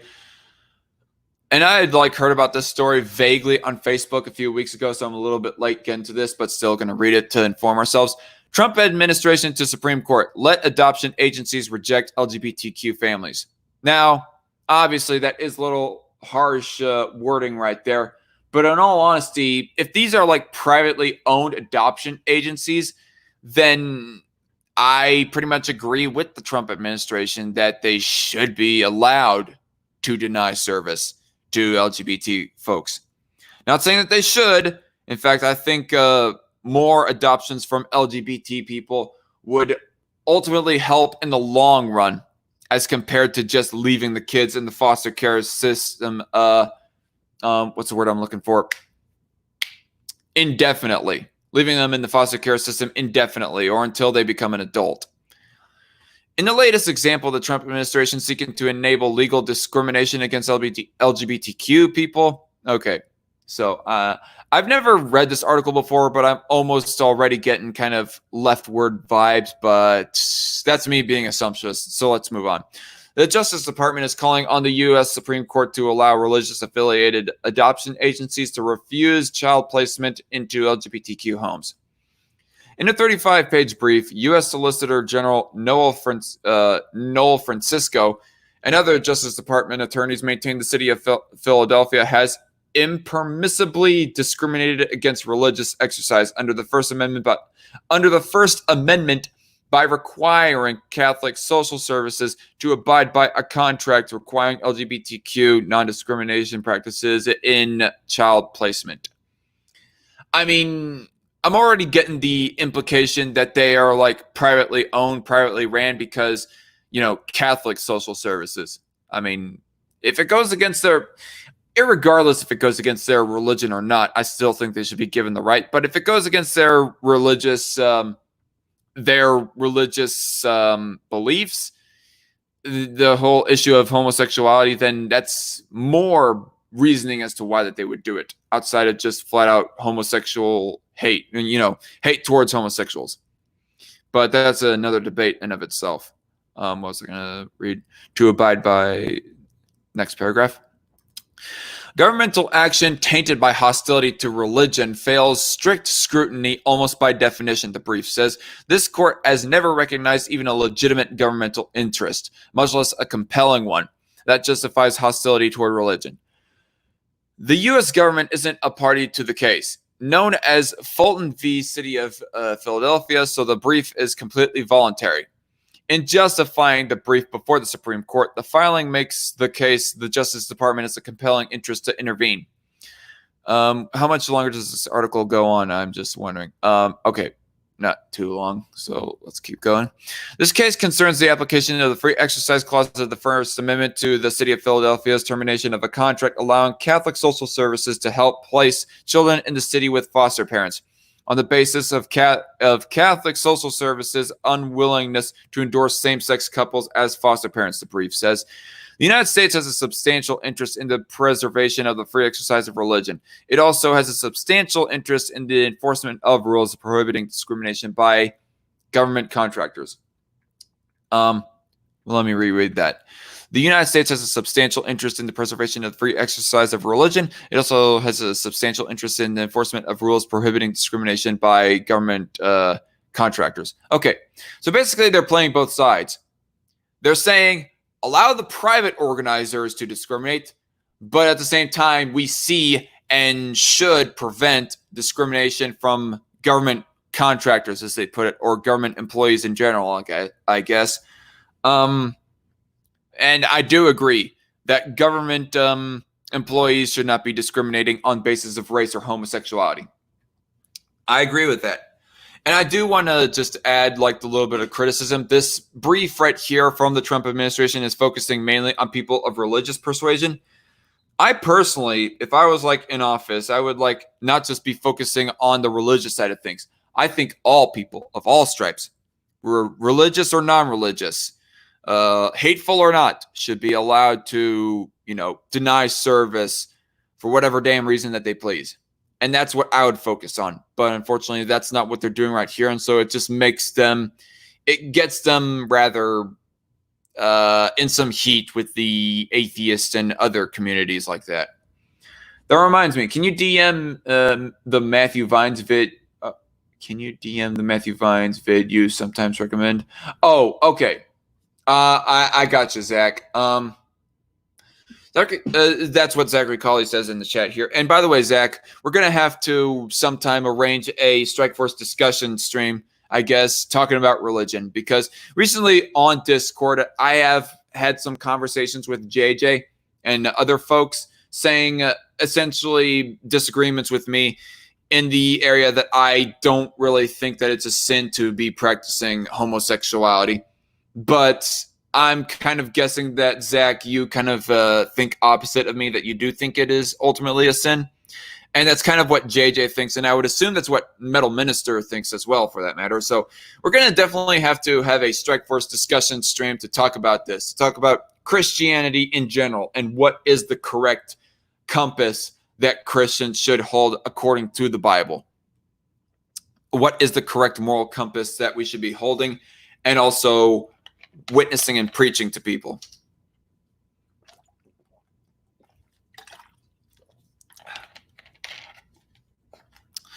Swig of water there. The case came about after. Okay, the case. Zachary Colley says I do. So yeah, I guess. Yeah, basically has a bit of an opposite opinion with me. Yeah, we'll definitely have to organize that. But yeah, I'll try to remember to link you the Matthew Vines video that I have run across, and then we can like review that that video on the said proposed live stream that I'm talking about here. Although the live stream is probably not going to happen for another 2 or 3 weeks, because the next month even is going to be very freaking busy for me. The case came about after the city of Philadelphia learned in March 2018 that Catholic Social Services, which the city had hired to provide foster care services to children in child welfare, was refusing to license same-sex couples despite a contract prohibiting these agencies from engaging in anti-LGBTQ discrimination. When the city said it would terminate the contract, Catholic Social Services sued on the basis it can maintain the contract and refuse placement into LGBTQ homes for religious reasons under the guarantee of free exercise of religion under the First Amendment. I mean, ultimately, I'm not so sure if private organizations should be contracted, should have like licensing or whatever in order to do these foster care services. I mean, the idea of there being like so much licensing in handling children, and it is kind of a murky issue. I mean, yes, if there was absolutely no government, if we lived in anarchism, I'm sure that there would be some other method of handling foster care services and stuff like that. But since we do have government, I do not, and seeing as how murky of an issue that child rights is, to where that we have freaking MAP apologists. Ugh. And by the way, that's a video response I'm going to be releasing here soon, hopefully, as a response to a pedo apologist. But seeing as to how murky an issue that child rights is, and that we do have a government, I'm almost lenient on the idea of people having to be licensed, in the idea that people who aren't their parents, ultimately, who aren't the parents of the official parents, the official blood-related parents of kids, that they have to be licensed in order to be guardians, for lack of better wording, of those children until somebody wants to adopt them. I'm not outright for it, but I'm almost sympathetic for it because of the reasoning of children are not exactly their own lone individual. Now, I'm just digressing, and I'm getting a little bit rambly, so I'm just going to continue on the article. Where did I leave off? Okay. A federal judge in Pennsylvania and the U.S. Third Circuit Court of Appeals denied a preliminary injunction in favor of Catholic Social Services. The Third Circuit, which declined to revisit the case en banc before the full court, based its decision in part on the 1990 ruling in Employment Division v. Smith. After the Beckett Fund for Religious Liberty, which is representing Catholic Social Services, filed a petition for certiorari before the Supreme Court. What the heck? How do you even pronounce that word? Certiorari. That's a hard word to pronounce. Certiorari. Oh God, never mind. Before the Supreme Court, justices in February agreed to take up the case. Although the case involves Catholic Social Services refusing to abide by the terms of its contract, the Justice Department framing of the litigation makes it seem like the city of Philadelphia is an aggressor and unfairly targeting Catholic Social Services, asserting the municipality is allowing for exemptions in some cases, but not religious affiliated adoption agencies. I mean, if you're going to allow exceptions for those groups, why not allow exceptions for all groups? Lay them out if you want to, but still. The city impermissibly targeted religious organizations for enforcement of its newly articulated policies. The brief says, Commissioner Figueroa testified that in determining whether foster care agencies were complying with the anti-discrimination requirements of their contracts, the city focused only on religious agencies, making just a single inquiry to a secular foster care agency. City officials made no effort to determine whether other secular agencies perform home studies for everyone who requests them, or show preference for or against individuals who fall within particular groups. Although one question before the court is whether Employment Division v. Smith, which determined states can impose neutral laws on religious groups, should be overturned. The Justice Department, well, I think those neutral laws should be applied to all groups, but I digress. The Justice Department writes it isn't necessary for the Supreme Court to go that far. Okay, almost done. While the petition for a writ of, oh god, there's that word again, certiorari raises the question whether to overrule Employment Division v. Smith, the court need not decide that question here.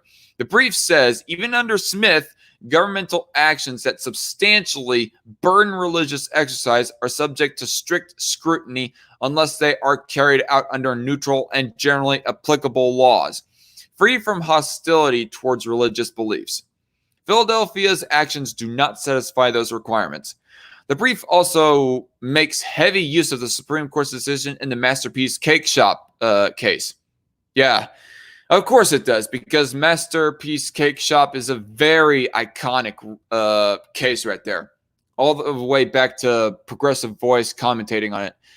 The good old days. I remember back in 2018 commenting and responding to Progressive Voice's video on, his commentary on Masterpiece Cake Shop when he was like responding to Ben Shapiro on that.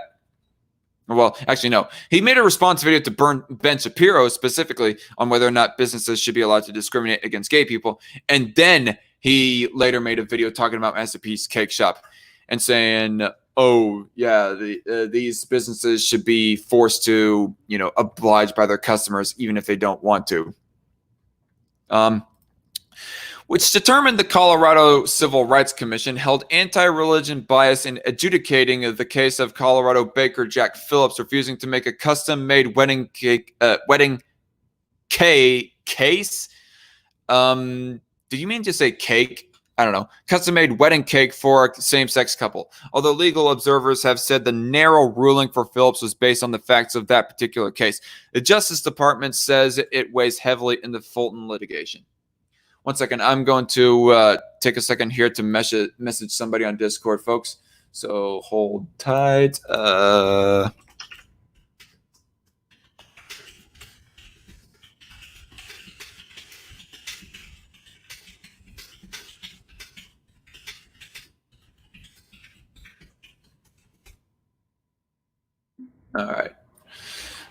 right. So we're back. Leslie Cooper, Deputy Director with the American Civil Liberties Union, LGBT and HIV Project, said in a statement, if the Trump administration gets its way, the decision would impact more than LGBTQ families. I mean, it pretty much affect any group that the organizations given that right would want to discriminate against. At the same time, I don't know. I've made the argument so many times for why people should be allowed to discriminate. Why private organizations, private individuals should be allowed to discriminate and deny service based on what they please. So many times before in the past, I made it that I'm just not gonna go over it again. If anybody wants to see me go over it, watch my response videos to Progressive Voice on when he goes responding to Ben Shapiro on Masterpiece Cake Shop, and when he goes commentating purely about Masterpiece Cake Shop. So anyway. While the case involves rejecting LGBTQ families, if the court accepts the claims made in this case, not only will this hurt children in foster care by reducing the number of families to care for them, but anyone who depends on a wide range of government services will be at risk of discrimination based on their sexual orientation, religion, or any other characteristic that fails a provider's religious litmus test, Cooper said. Well, question. Are these really government-ran organizations? As far as I can tell here, they are not government-ran organizations. They are freaking private organizations that are licensed and contracted by the government. They're given these licenses and contracts by the government. Because, again, watching over kids is a bit of a messy issue, which is understandable, which makes it understandable enough to me as to why that there would be certain licensing that people would have to go over for that. But yeah, I mean, if they're government organizations, as far as I can see here, the Trump administration is not arguing for government organizations and government employees, even like Kim Davis, for example, to be denying services to people based off of arbitrary reasons. Just private organizations. That's it. The ACLU signaled that it will respond to the government's brief in a filing due before the Supreme Court on August 13th. The U.S. Supreme Court is set to hear the Fulton case at the same time as any day now. It is expected to issue a decision in a trio of cases: Zarda v. Altitude Express, Harris Funeral Homes, and EEOC and Bostock v. Clayton County. That will determine whether anti-LGBTQ discrimination is a form of sex discrimination. I mean, it kind of is, isn't it? I mean, they are discriminating based off of people's sexuality, so it kind of is. Therefore, illegal in the workplace under Title 7 of the Civil Rights Act of 1964. In those cases, the Justice Department took the side of employers wishing to be able to discriminate against LGBTQ workers under the law, submitting briefs and arguing before justices that Title 7 doesn't apply to LGBTQ workers. If the court rules in favor of LGBTQ workers in those cases, but rules in favor of Catholic social services to discriminate in the Fulton case, it would likely dramatically undermine any affirmation of LGBTQ workplace protections under the law. What do you mean by workplace protections? I mean, if you're talking about like firing or something like that, well, oh God. I mean, employers have the right to determine the aesthetic of their workforce. And, well, aesthetic might not be the right word, so excuse me on that. I'm actually getting quite tired, to be quite honest here, folks. But also of who they want to work. Like, do they have a proper work ethic? Are they making too many demands? Are they making a whole lot of demands for what to be paid for based off of, them taking their transition surgery or whatever? I mean, sorry that it comes off that way, but ultimately it is their right. I mean, even if they so much think that, oh, LGBT people are so degenerate, I don't want them working around my customers for that reason. I don't want them putting a bad image on my business. I mean, oh God, my head hurts. In those cases, I mean, they should have that right, just in the same way that a black nationalist or black supremacist, for example, wants to only hire black people. Of course, ACLU. Who else? Says Zachary Colley. Yeah, exactly. In those cases, the justice.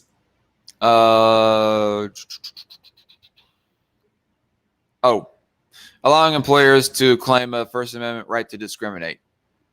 I mean, you're basically putting in place laws against wrongthink when you go doing something like that. Mind controlling wrongthink laws. when you say that people are not allowed to discriminate ultimately. I mean, it's just if you're gonna like purely do like wrong think laws, well then it sounds like 1984 George Orwell right there. Just in my opinion. But anyway, I'm getting exhausted here, folks. I mean, I've pretty much spent all my brain energy. And I would like to thank JJ and Aspie and Cory for coming on the show. It's been fun. And thank you all for jumping in the chat. If you like missed the part of when that we were commentating on the Floyd riots and responding to Looter Karen there, reacting to her a little bit earlier, well, then go ahead and rewatch the stream because it was quite an amusing live stream. Little bit more out of the ordinary as far as how entertaining it was. I know that the last part of this stream was a little bit more boring. Sorry, I'm trying to adjust that, folks. I'm trying to change up my format a bit as far as the Strike Force news streams go. Trying to be a little bit more like Don the Pleb, where he like pre-reads the articles and commentates them just like in the middle of his live streams rather than reading them live like I typically do. So as to make these live streams less boring. That's what I'm trying to do. And why I'm trying to do is to make these live streams less boring and more watchable, more digestible. But unfortunately, that's not working out so well because, hey, not everybody can be like Don in that way.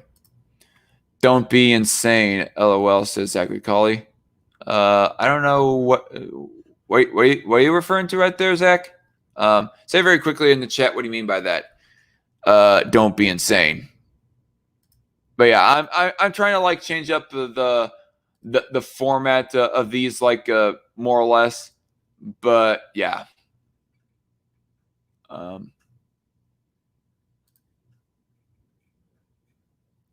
Still no response from Zach.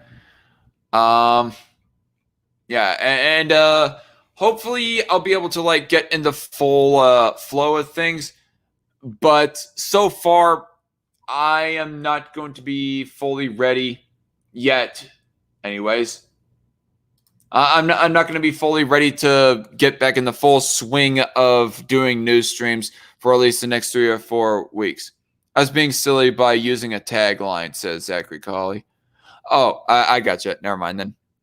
But anyway, thank you all for tuning in. Like I said, if you want to like read these articles for yourself because I pre-read most of them rather than read them live, I'll have them linked down in the description box below as soon as I go off air, or at least I'll be in the midst of editing it as soon as I go off air. But anyway, thank you all for watching. I'll see y'all later, and God bless and take care. Stay safe out there.